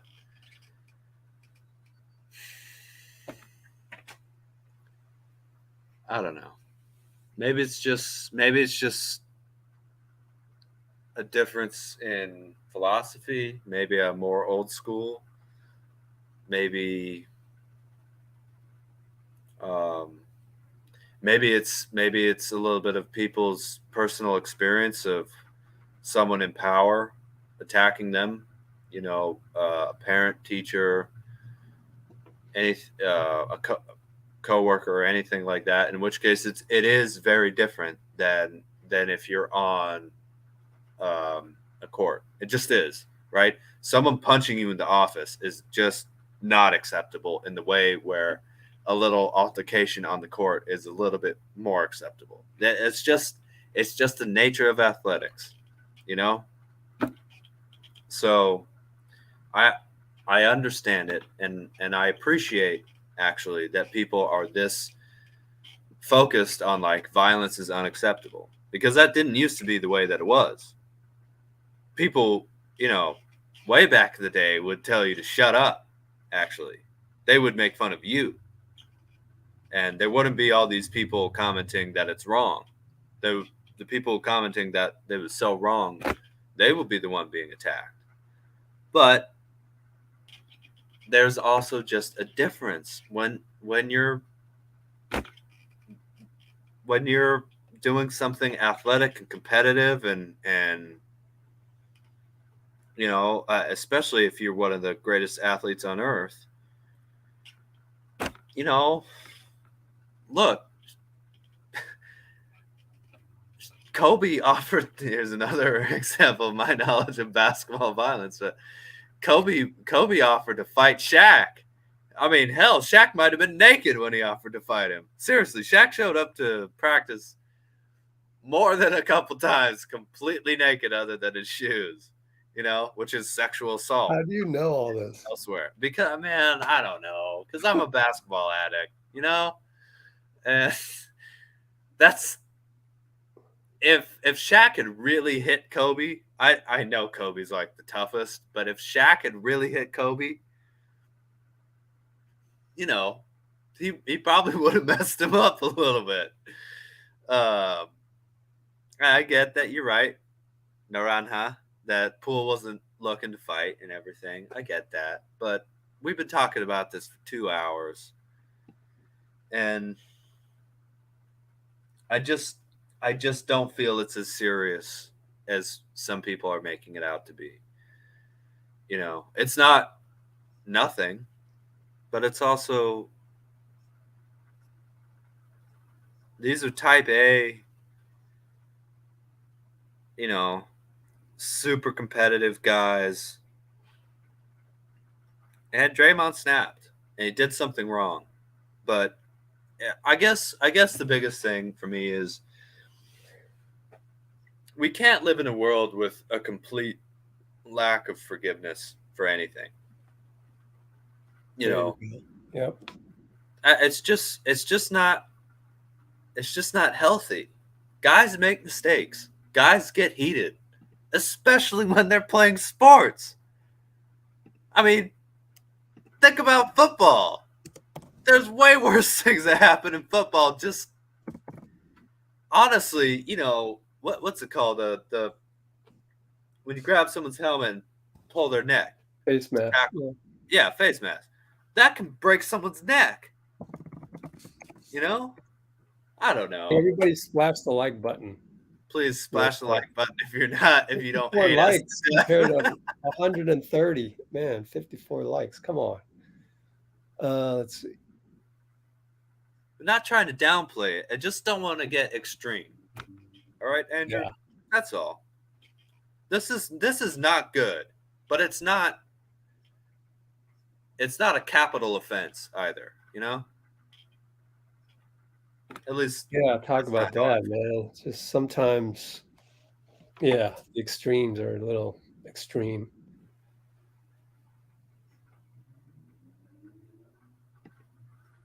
Let's see.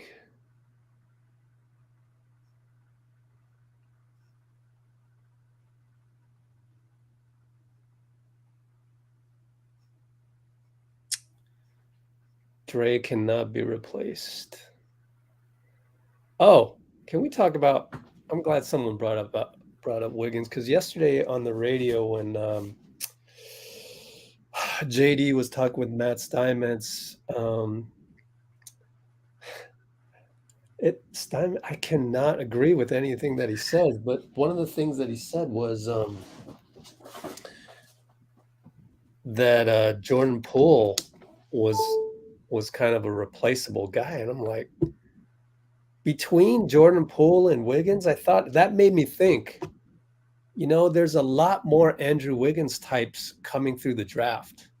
You cannot tell me otherwise. Get a draft expert and tell me otherwise. There are so many wings coming through the draft. I have to say Wiggins is more replaceable than Jordan Poole just based on that.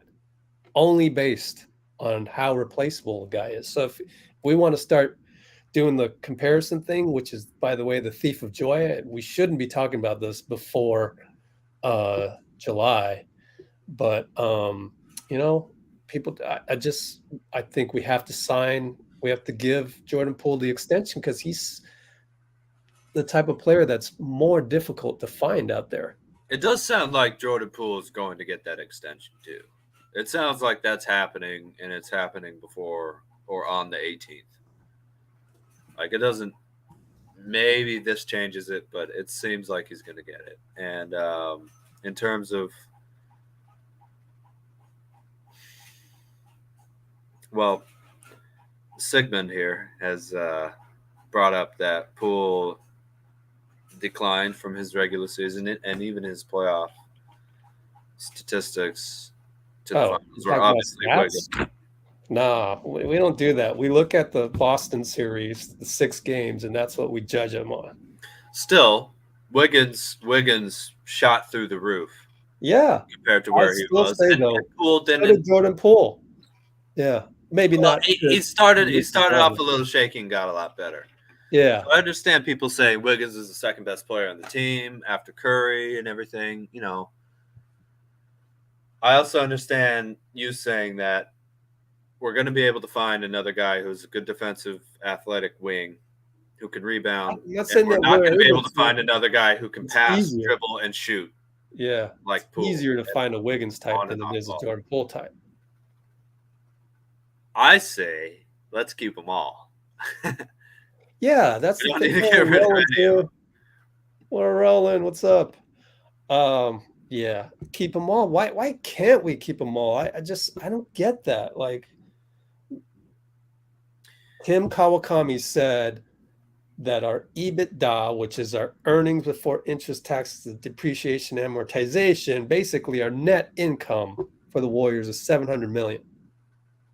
Is my math wrong? 700 minus 400 million still gives you 300 million profit. I mean, we can afford to keep everybody here. I think it's political for Joe Lacob. And Steinmetz did bring up something yesterday on the radio that was interesting in terms of like Lacob saying that he can't pay anymore.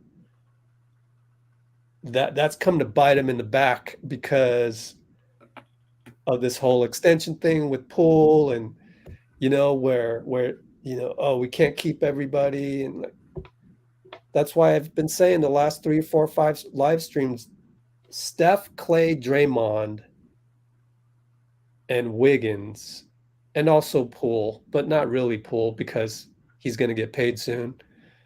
They got to meet up with Lacob and Bob and together hash out how we're going to keep this team together, because if you just go to these guys one by one, Wiggins needs to get paid. So you got to have everybody in the room at once. And that's where you can really pin Joe Lacob to the wall and go, why are you saying we can't go over 400 million in luxury tax and penalties and salaries when it's been reported that you make 700 million? Explain that one to me, Joe. And if you have a good explanation, then okay, maybe I'll stay. We'll all stay here in this room. We will all take a discount. That is our verbal agreement. Maybe there's some tampering. You're not allowed to do that, but then do it in secret. I don't know. Figure out a way. Pass some little notes. Hey, secret meeting in the back of Chase. After, come on, you can figure out a way around the tampering for this. I think the team can be kept together financially. I think someone is not saying something. Like Lacob is getting too much pressure not to do this. I mean, I don't get it. Like, it's justifiable. If you wanted to use your 700 million to pay all these guys, let's say the taxes bring them up to 500 million. To me, you're absolved when you go to the board of governors, because your profit from Chase is still 200 million. And you should not think that you're unworthy of that. You should go back to the board of governors, 29 other people, and Adam Silver, say, I deserve this. I built Chase. Do you know how hard it was to build this in the middle of San Francisco with all the regulations? This is the most difficult place in America to build the arena that I built. I'm making 700 million. I don't know how they found any room. Huh? I don't know how they found any room for a stadium, to be honest, in San Francisco. So I didn't mean to cut you off. No, but I'm like, free Joe Lacob, whatever that is. And if Joe Lacob is a stingy guy and doesn't want to spend 500 million of his 700 million, okay, tell them. Say, hey, I'm an owner. I deserve to be here. Draymond, I know you want to be me. Best of luck to you. But I'm not paying more than. So that's what it's coming down to. But they need to have a meeting, I think. I can't. You got to have all the information with you when you make a decision whether you're taking a discount or not. If you're Draymond, if you're Wiggins, Klay, man, you got to have all the information there. And everybody's got to be honest with each other. And if Lacob is a greedy guy, that's fine. Just admit you're greedy, that you want to pay all of us. Just admit it. That's all I want to hear. I mean, Joe Lacob's been paying an insane amount for 8 years, basically. So if there's any owner in the NBA that's hard to critique, it's going to be Joe Lacob. Honestly, for whatever else you want to say, you can't name another owner who's been better, I bet. So exactly. So whatever it is, all that needs to come out. Whatever it is, just like now, Draymond's, whatever it is it jealousy? Is it jealousy of Jordan Poole? Is Jordan Poole talking like he makes all this money when really the real pecking order of the Warriors on the basketball court still remains. Like, just because you're getting an extension doesn't mean that you can suddenly yap, that kind of thing, right? All of this needs to come out. I think it just needs to come out. And that's why I kind of lean more towards, well, it's a good thing it blew up. This this punch happened, I mean, it's a bad thing, but at least now more of the hidden feelings are on the table, and we can work through that, because that type of stuff is what keeps families together, in my opinion. Could be wrong. I don't have a big family to draw from, but I've been on basketball teams and stuff, and I think if everybody knows where people are coming from and where they're trying to get to, the earlier I know that, the better. And then I can deal with it, and I can tell you where I'm at and where I want to go. And if you think that this is a team worth keeping together for longer than this next year, then let's talk about it and all the variables involved. So I think it is possible to keep this team together, but it's going to take everybody to come together like that. And maybe this is like a step in that direction, inadvertently, oddly enough. Well, it's also a point where just a little bit of politicking, maybe. If I was Lacob, you want me to pay all this money? You better keep winning, you know?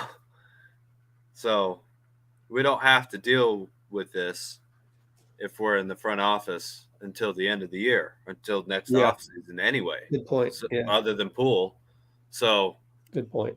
You want to keep the whole team together, win. Yeah. Win. And then we can talk, So that could be another part of it too.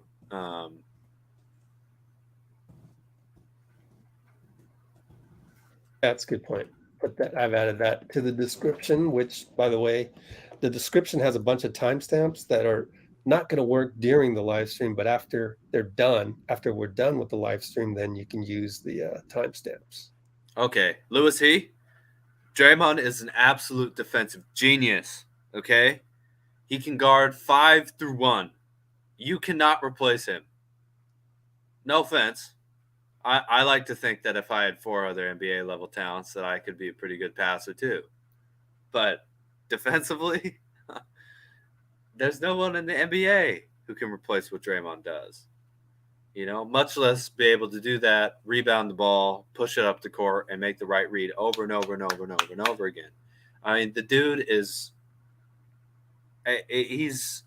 he's a computer out there. He can read things before they happen. So all this, we can easily replace Draymond. Okay, with who? Someone brought it up. Say who else can replace Draymond. The answer is nobody. Especially also bringing the fire to be the enforcer on the... Uh-oh. Lost you. I don't think it's my internet.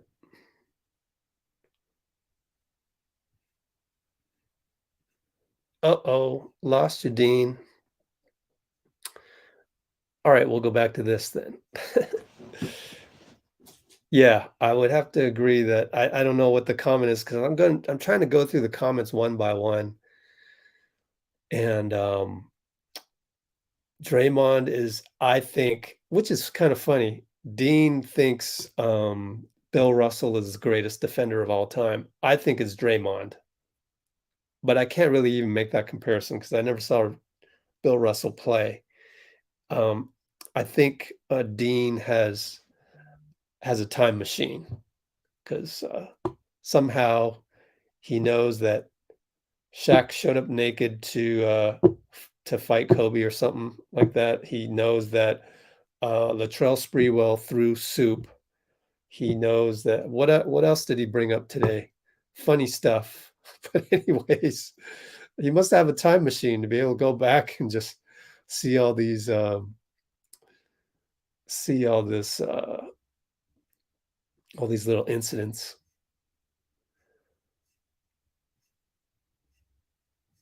But yeah, I do think Draymond is the best defender of all time. So you cannot trade him. Cannot trade him.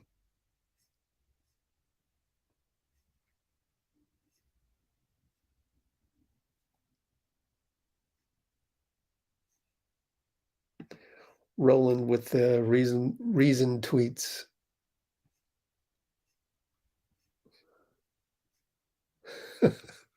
Thanks, Bruce, for handling the stuff in the comments. Jan.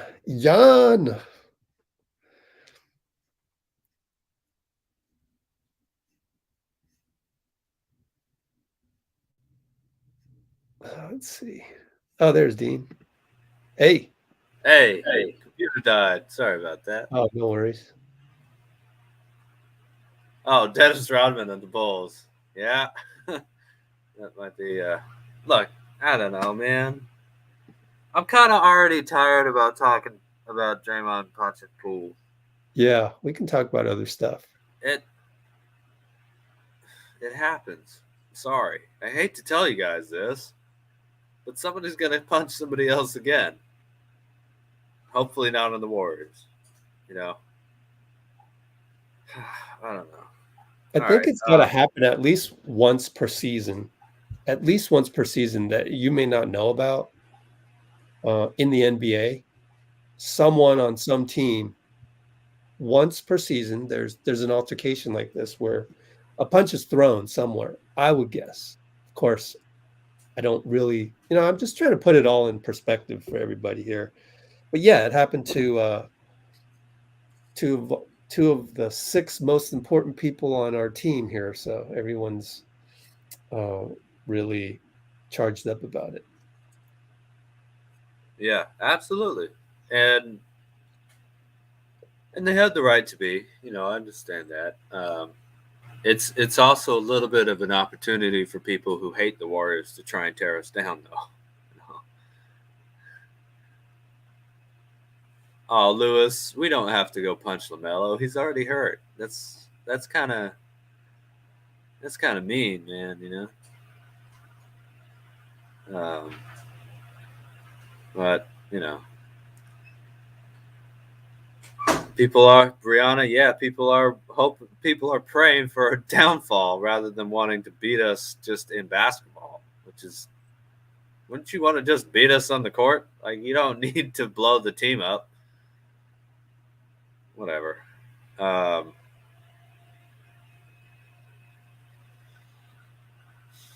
don't know. This should be a really good team, by the way. Hopefully, we can stay healthy. Other than all this, and you know what? Baldwin, baby. Patrick Baldwin, and let's get back to a little bit of positivity. Can you imagine Draymond feeling guilty about this and deciding, one thing I can do is I'm going to kick ass at setting Jordan Poole up on the court. Just throwing crazy no-look, sling passes to the corner, to bounce passes to JP before he knows he's even open, and just getting him shots and setting bone-crushing screens to get him open, and being hyper positive, and Draymond's already a great teammate generally, by the way, just in general. But imagine he really you know what? I messed up in the preseason. I'm going to spend this season making sure that Jordan Poole is unstoppable to the best of my ability. I'm going to I like that. Steph, Klay, and now JP. JP is right at the top of my list of guys that I'm going to make better offensively. Make sure that he's covered defensively and everything. Imagine Draymond making up for this on the court, and how much fun that could be. Because, again, the reason let me say this real quick, and then I want to hear what you have to say, Rich. Oh, but one big thing is I really feel like as much as this was a bad thing, Yeah. and as much as I've been saying this happens just in athletics, it's also kind of a big bro, little bro deal. And when big bro messes up and goes too far with little bro, he's got to make up for it, right? Mm. Got to make up for it. I think that's exactly what Draymond is going to do. And by the way, his podcast is out. So it's an interview, funny enough, with Pat Bev. Oh. And someone in the chat mentioned that he did mention the fight. So I'm super excited to see Draymond Green atoning for his sins here. Well, let's see what he has to say, and that'll catch us up in the comments. I'm gonna run it in the background because I don't want to get flagged here by Draymond's people. Not that they would, but what is youtube.com here? I'm gonna show you guys what I'm doing right here. Let's look it up. Draymond show. So he talked about it, huh? Okay, so someone in the comments said that, yeah. I'm gonna take that away and run it in the background. Pat Beverly 2 hours ago, 53 minutes. So yeah, that's got to be it. Let's see what he says, and then I can catch up in the comments for once. It's running the ad. We got 5 more seconds on this ad. It's Proposition 29. Okay. All right. I got another ad that's going to last one skip ad. Get out there and vote. Here's Draymond Green. Make sure you subscribe to the Volumes YouTube channel below so you don't miss any more of this great content going forward. What's up, everybody? Welcome back to the Draymond Green Show. I am honored to have this next guest, a guy who I got a bunch of respect for. I always talk about, guys who got it out the mud, and I respect guys that got it out the mud. And it's not many guys that done got it out the mud like this next guest. Maybe other than PJ Tucker. When you look at journeys through basketball and what guys had to go through to get to where they at today, no one has I take that back, Udonis Haslem and PJ Tucker. And what I'm speaking of is guys who, you go through college basketball and real players and like great players, and then have to go overseas and take that journey and make their way back to the NBA. I can't imagine what that's like. And I like to think that I'm a mentally tough guy, but when you're talking toughness, you can't not speak of this guy. When you're talking defense, you can't not speak of this guy. And when you're talking playoffs. Hold on. It doesn't seem like he's going to talk about the fight. So where is that? I think this might be the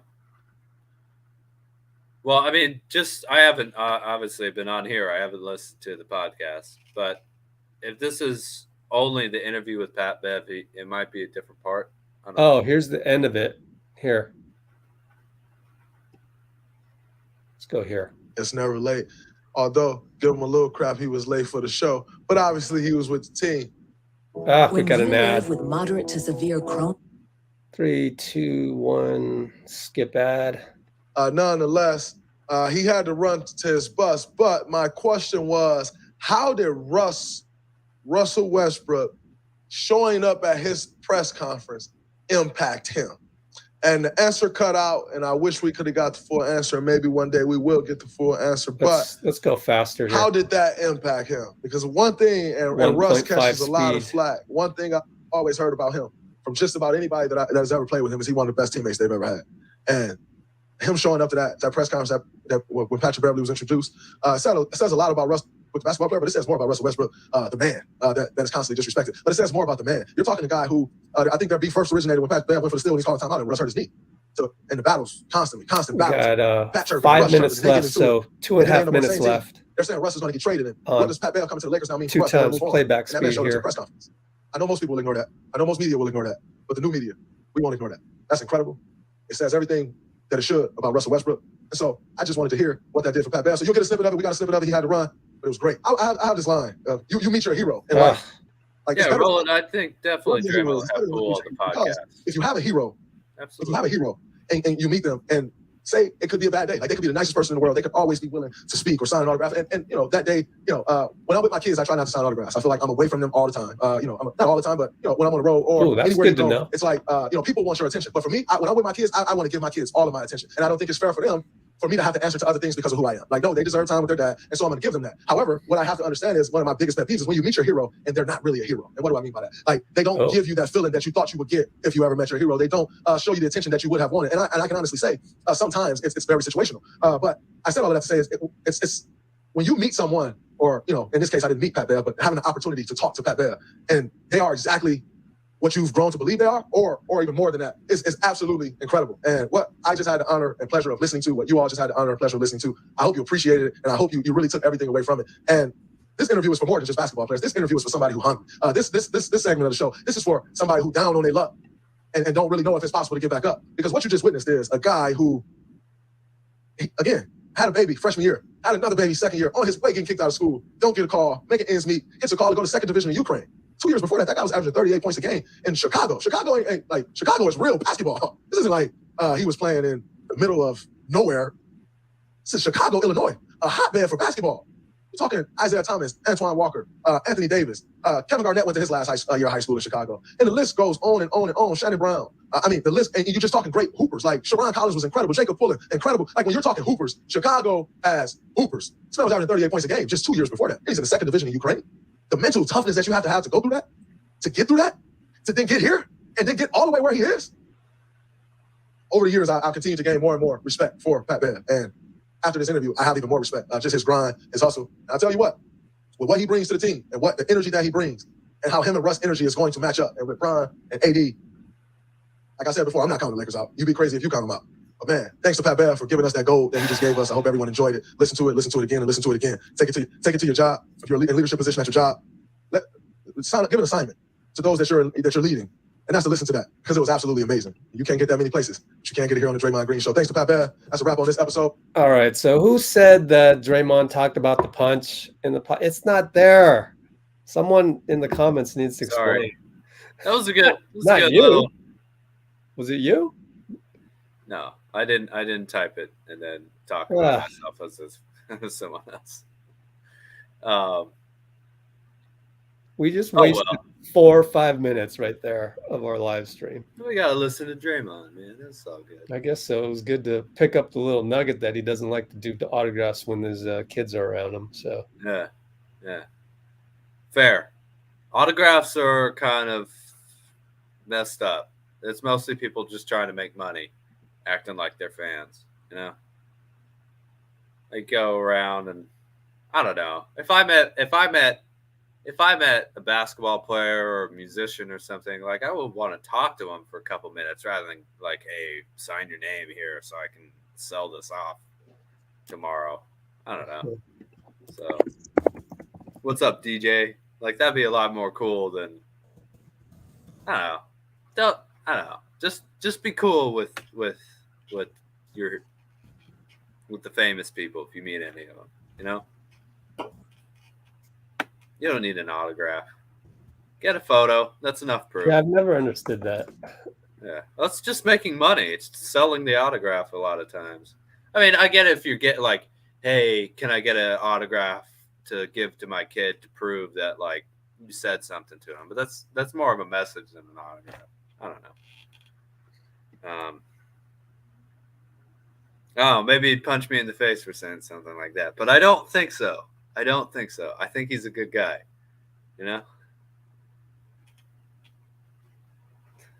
From the angle of the video, they've got to be able to figure out who it was. There's only so many people that have that access. Don't they have those videos to record the thing that they wear on their chest though, too? I forget what it's called. But it's like the tracking device to see how high you jump and like your heart rate and that type of thing. Don't they have like also a bunch of video cameras all over the, like, CCTV almost? They've got to. So it might be one of those, and it's just a feed that someone area. recorded. What was that? So who was it? I wonder. I don't know. You hope someone didn't rat it out though to TMZ of all. This guy, the one kamikaze, you got to give me a timestamp or come clean. Yeah. Come he on. was saying that Draymond should be traded too. So maybe he doesn't really like him anyway. Probably. Sigmund's mad that I said that Poole is less replaceable than Wiggins. You skip the entire part about how many wings there are in the draft. Instead, you're going off about can Poole guard Tatum and Luka? I mean, no, he can't, but there's a lot of kids coming up in the draft that will be able to, more so than be able to shoot a three off the dribble. I think we don't need to give him attention. Well, we'll talk about Wiggins though. I think Wiggins has been amazing, at least during the playoff. I never said that Wiggins hasn't been amazing. His ability to guard. I mean, I heard a lot. Oh, God, all the disrespect. Oh man, all the disrespect that the Warriors keep getting. I heard people say that, well, Mikal Bridges couldn't guard Luka. Wiggins doesn't have enough bricks in his pocket or whatever. And Wiggins did a damn good job, man. Nobody can really shut down Luka, but Wiggins guarded him better than anybody else that I saw, at least last year. With that being said, though, you have a Moody, you have a Kuminga. Trying to think if there's somebody else. Obviously, Iguodala a little bit, can play that role. The difference is, and we've said this over and over again on this channel, the difference is that absolutely nobody other than Steph can run Steve Kerr's offense. But Steph and Jordan Poole. That's it. The only guys who can shoot off the catch and off the dribble, who can break down defenses and create their own shot, who can pass, and are that dangerous of being touched, of going to the free throw line and shooting 90%. We kind of rely upon that, and generally when Steph has been out of the game, the Warriors haven't been that great. Less so in the KD era, but even 15, 16, 19, in the finals the last couple of years, until Poole started to get good, until Poole started to be able to replicate a little bit of what Steph can do, our minutes without Steph Curry have not been that great. Poole can actually run Steve Kerr's system. That's the difference. That's the difference. We have other guys who are wings who hopefully will be able to develop into great two-way play. I mean, Moody, you gotta think that guy has an incredible ceiling as a two-way defender, and hopefully Kuminga's probably more of a 4, Wiggins is more of a 3, but you hope that he can be that athletic wing as well. But Jordan Poole runs the offense, and that's just it. Again, I don't want to lose Wiggins, not at all. Especially being able to mix that skill set with his personality. There couldn't be a more perfect fit for the Warriors than a dude who can throw down dunks like that, who can shoot threes like that, who doesn't care about taking 14 shots one game and 22 the next game, and just as a totally relaxed, quiet type person. It's a perfect fit. But we need Jordan Poole. We need Jordan Poole for when Steph gets old. Otherwise we need a new offense. That's a lot more expensive and difficult than just one player. So I don't know. What do you think, Rich? That's my perspective on it. That's why I said he's more difficult to replace than Wiggins. He just is. And I only bring that up because Lacob says he can't pay more than $400 million. So if you do the math, then we probably can't sign both Jordan Poole and Wiggins to, 30+ million each. So whatever. But the solution to that really is to just pay them both. But Lacob is giving off signals that he can't. And I don't get it, but. And again, a lot of this, thankfully, doesn't have to be dealt with right now, right? So you come off another long playoff run, hopefully championship. I don't like to get ahead of myself. We just, I'm worried about us playing well against the Lakers, having a good October. I'm not worried about repeating as champion in October. But if you come off a long playoff run, maybe another trip to the finals, hopefully another ring, that math might change a little bit. It might.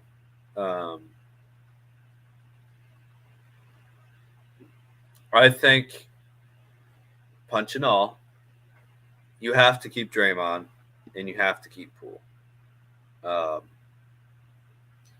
If you don't keep Wiggins, there's no luxury tax penalty for signing him and then trading him later on in the year. So I would absolutely not let Andrew Wiggins walk. No matter what, you don't let Andrew Wiggins walk. Yeah, that has been the MO since KD, where we asked him for a sign-in trade, and we did get that. So we got D'Lo from that. Can't do any more sign-in trades though, because we're way over. Can't do a hard cap, I don't think, right? So I don't know what the solution is there, but I'm just it wouldn't hard cap you if you trade Wiggins at the trade deadline. Yeah, if you trade him out. out. Sign-in trade. Exactly. Yeah. It's only if you do it immediately. Oh yeah, so we got to sign him, I guess. But anyways, we'll see. Too hard to predict that one. Yeah, and it's not the right time to even try because we don't know what's going to happen. If this team misses the playoffs, that's an entirely different thing than if they win another championship or make the finals or play really well in the conference finals and someone gets hurt and it's like, oh, well, if we had been healthy, something like that,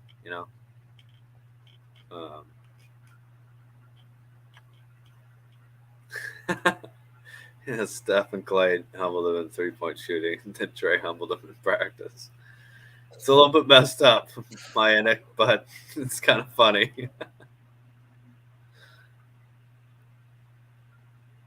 Okay, here we go. Steven Jackson posted it. I see. So then let's look at his IG then. Oops, sorry. Hit the wrong button there. Boom. Let's go to dude, his Instagram is so weird. I think it's _stack5 _ I'm not sure. Yeah, I got it right. Let's see. Let's try this. Hey. Oh man, I got to log in first. Fine.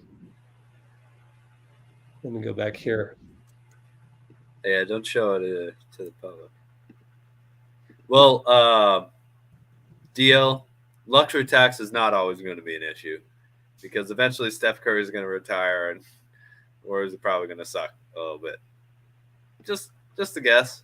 So you max out whatever it takes to max out Curry's career.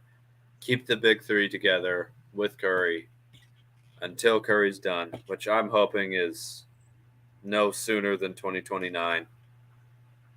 I think that's reasonable. It's 20 years in the league. All right, let's play this. Let's see what this one is first. Then you see what. 2 in a row. Money Green is a solid individual. In a fight with a teammate. Stop asking. Never have. Never got that mad at a teammate. We had arguments. Young fella like that. And it happens in practice, right? But not to the young guys. Me and Draymond had a little conversation about something else last night, about some other issue we had, and to clear some stuff up between me and him. But I told him he got to go to Poole and fix that. If he want to fix it. Jordan Poole don't benefit from this at all. And there's no reason to sucker punch a young fella. You know what I'm saying? But I told Draymond last night, he got to fix that situation with Poole. You know what I'm saying? Because he don't benefit from it at all. He got to be the big bro and go over there and tell little bro, look, I spazzed out. You know what I'm saying? Da-da-da-da. But you never hit the little homies like that in practice. All your teammates, man. You never do that. I've never done that, bro. Never done that. And you get into it. It happens sometimes. Y'all get into it. But the young fella, nah, you don't do that. Okay. Next one. But good news from the Bay. It ain't all bad. Can you say all the smoke at the pergola? Who's L.A. Can Russell? you say all the smoke at the pergola? Yeah, y'all know I'm a big fan of Larosa. Big fan of Larosa. One of the hottest in the game right now. Oh, okay. I don't know this guy. But okay. So yeah, that's the one that we got. Thanks for sharing that. Bring me Thanos. Yeah, okay.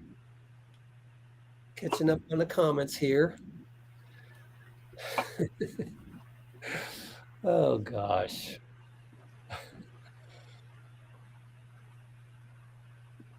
All right, DL.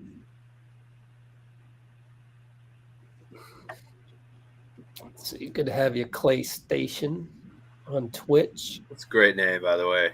PlayStation. I love it. Let's see. Hey, I caught up on the comments. Yeah, right. This would. Well, as much as I hate to say it as a Utah fan, hopefully it ends with the same, I can imagine Curry doing a crossover, jump shot, 5 seconds left in the game. Oh, push off, for the win. You know what I love to analyze before we talk? We got to talk about the rest of the team. Is that how does TMZ must make a ton of money off of its website because they're going to get clicks from this video that they probably bought for what, $500, $1,000? Oh, I think the Warriors are smart enough to sell for a little bit more than that. But so you think the Warriors leaked it? Well, not the Warriors organization, but whoever did it. They got at least $1,000. $1,000. So it's $1,500. Yeah. They must get at least $50,000 from the article that has this video on it. I mean, you tweet it out, you're giving it away for free though. So, but all the hits, all the hits and all the likes and all the comments and all the. I guess it's a marketing thing. Yeah.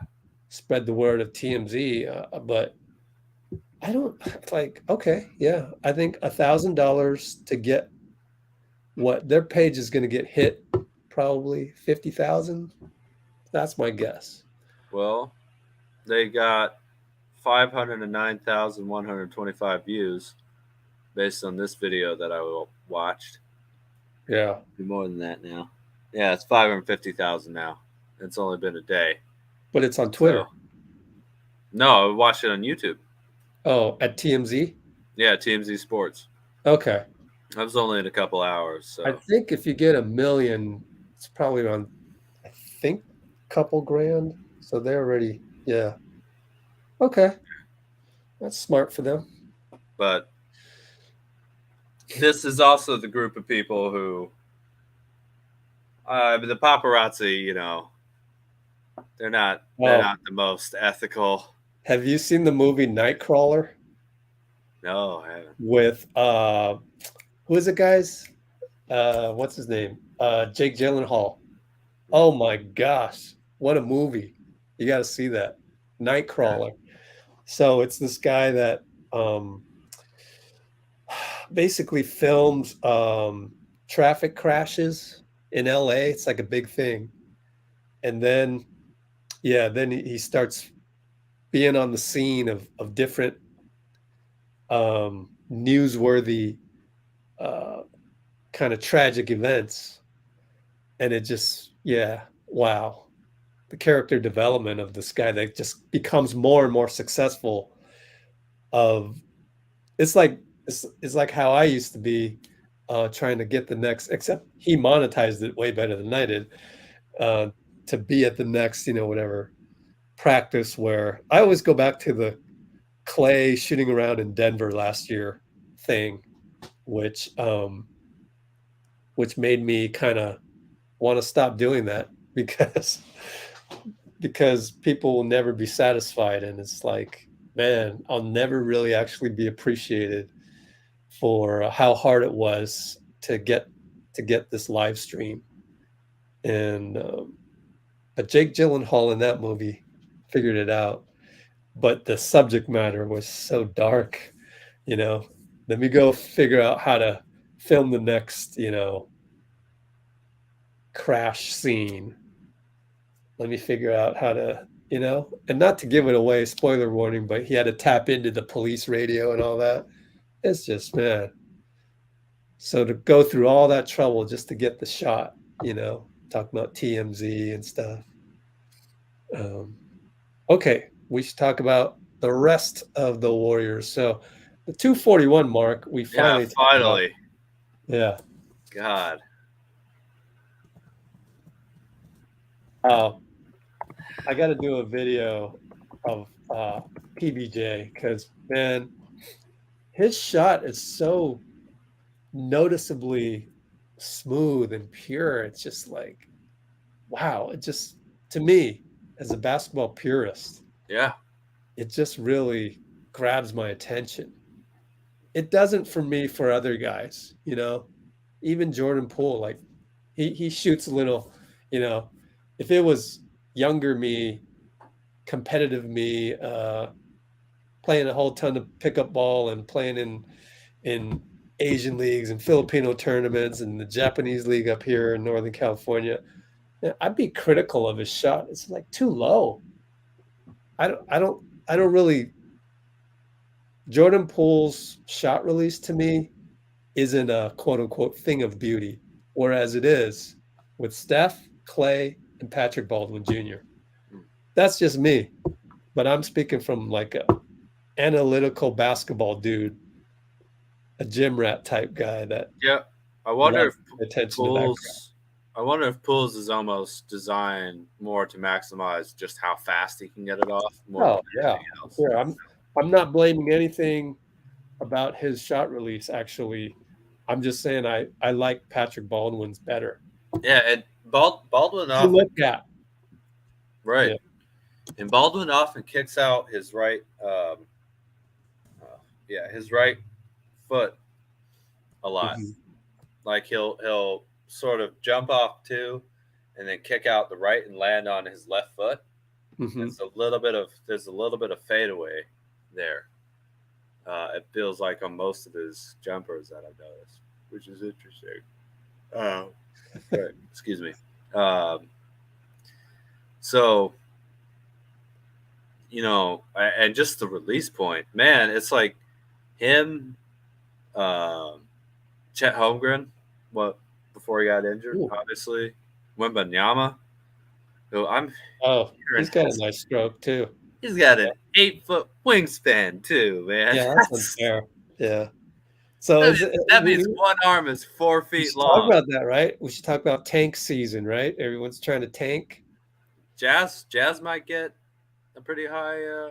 They might get one of those guys. Yeah. So Spurs, Danny Ainge, Thunder. Danny Ainge is a genius.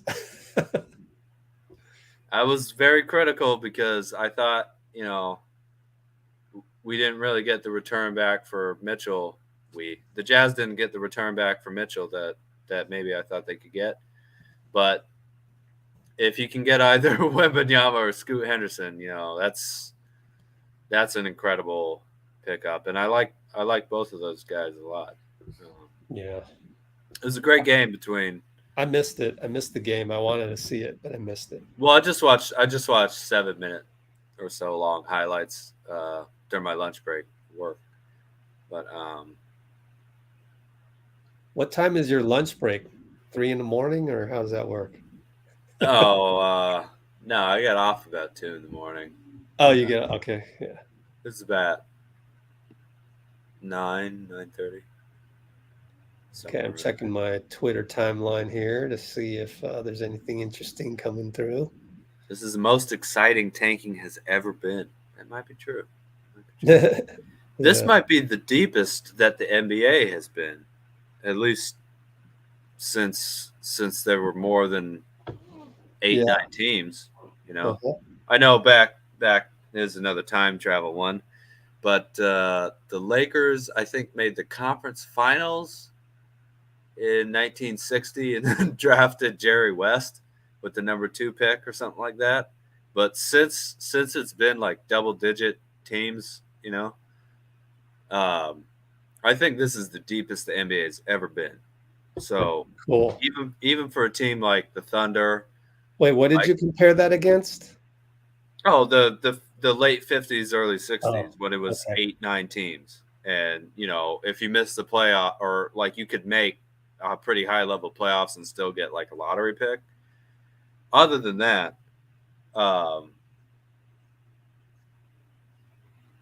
this is look, again, the Jazz have guys like Colin Sexton, Lauri Markkanen, they still have Jordan Clarkson, Mike Conley. The Thunder have, again, Holmgren when he's not hurt, Shai Gilgeous-Alexander, Josh Giddey, guys like that. The Spurs are a little sparse, but I mean, I don't know, the Pistons, Magic, like there are good, interesting players in all these teams. I remember even 10 years ago, 2013, there are teams that were almost unwatchable. Really.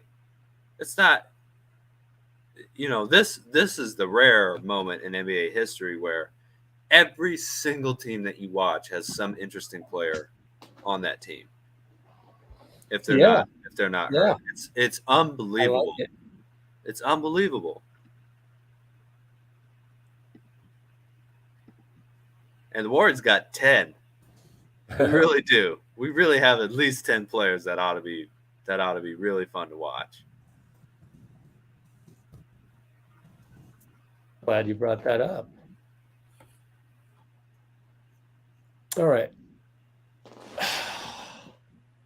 I'm pooped. Yeah. Been on here almost 3 hours, and we talked about Draymond and Jordan Poole for 2 hours, 11 minutes, I think it was minimum. And so I don't see anything I caught up to the comments. Pat myself on the back for that. That never happens. And we talked about. Rich has seen everything you've said. I skipped a lot of emotional charge out there, but I get it. It's understandable. And I got to talk about Patrick Baldwin Jr. because he's my fave right now. So Klay is not going to play Sunday. He didn't scrimmage yesterday. We should talk about that. About that. Yeah. Especially with Klay Station on here watching.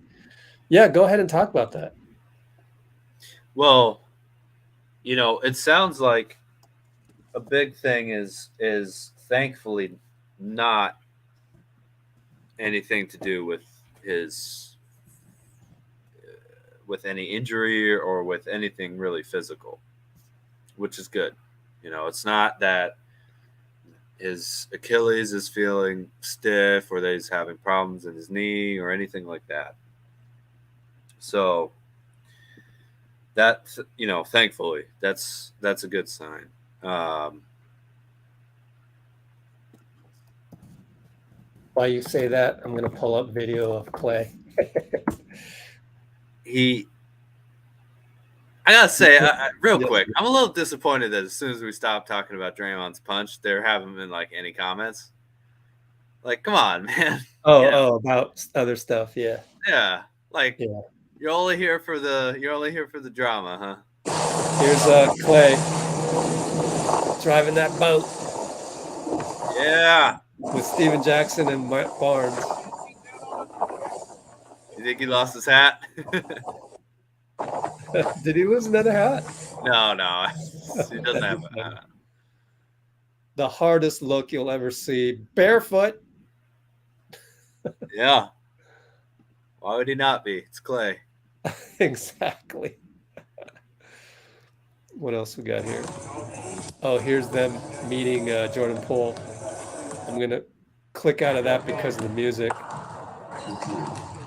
There's them meeting Steve Kerr. Yeah. And this all happened after the punch. So, it's back to a normal environment over there. So we just need the rest of the world to catch up to the Warriors because they're still back into the regular mode now. Or at I least think Bruce is joking. He said the punch is more exciting. Yeah, the drama and the hatred was more exciting for most people, Bruce. Oh, Bruce. They hate us. No, he said lol, so I think he's joking. Okay. No, but that's funny. It is true. Never compare a Klay video. That's sacrilege. No. But to get back to Klay, thank you for reminding me. To get back to Klay, it does seem like he's got. Well, he mentioned having a mental block, and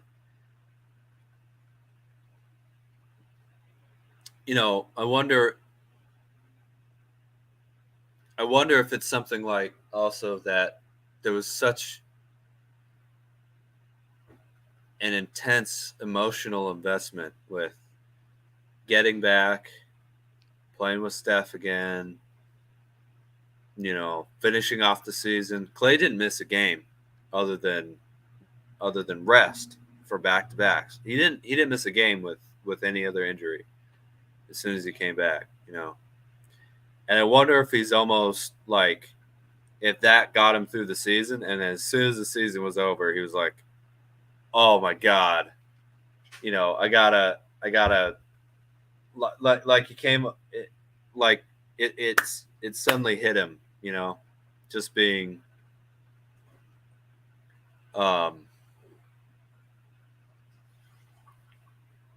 kind of sensitive to the fact that, he could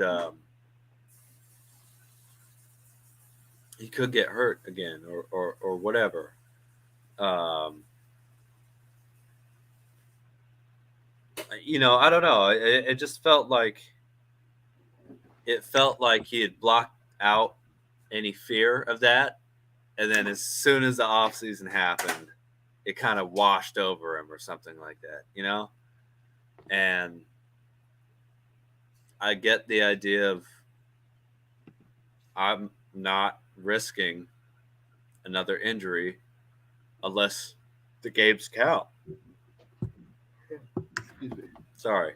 So, I think that's a big part of what he's kind of going through. It's just like, when you get really hyped up about playing again or something like that, and it kind of removes you from reality, and then you come back to reality and you go, oh, I really could have hurt myself, or I really could have messed something up. I don't know. I think that's maybe I'm not explaining it very well, but I think that's basically what's going on with him. Yeah, you want to be cautious with it. So I forgot to thank the person who donated $5 earlier. think his name was Andrew Loya. Well, I did put him on the StreamYard highlight right there. Can't find it. That's right. That's right. Yeah. But yeah, I think we're good here. So we've talked about my favorite subject right now, Patrick Baldwin Jr., and then we talked about Klay. I do think Klay will be good for the beginning of the season, by the way. I don't think he's Steve said that too yesterday. Yeah. So unless there's anything else you guys want to talk about, I'm ready to call it a day. 2 hours, 55 minutes in now. Better make it quick. All right. So we're going to do a Just Us 1, 2, 3. So we're good here, and we'll see you all on next live stream Sunday, of course. And I will be free on Sunday, by the way, Rich. Oh, thanks. Yeah. Sunday in 2 days, 5:30 p.m. Pacific time. Warriors, Lakers. Yep. Big time. Thank you all. Thank you to Warriors for Life on Facebook for hosting us. Absolutely. And we will see you then. So Just Us 1, 2, 3. Just us. Take care, everybody. Poole and Dray gonna kick ass on Sunday. That's my prediction. There you go. All right. Take care. Have a good one.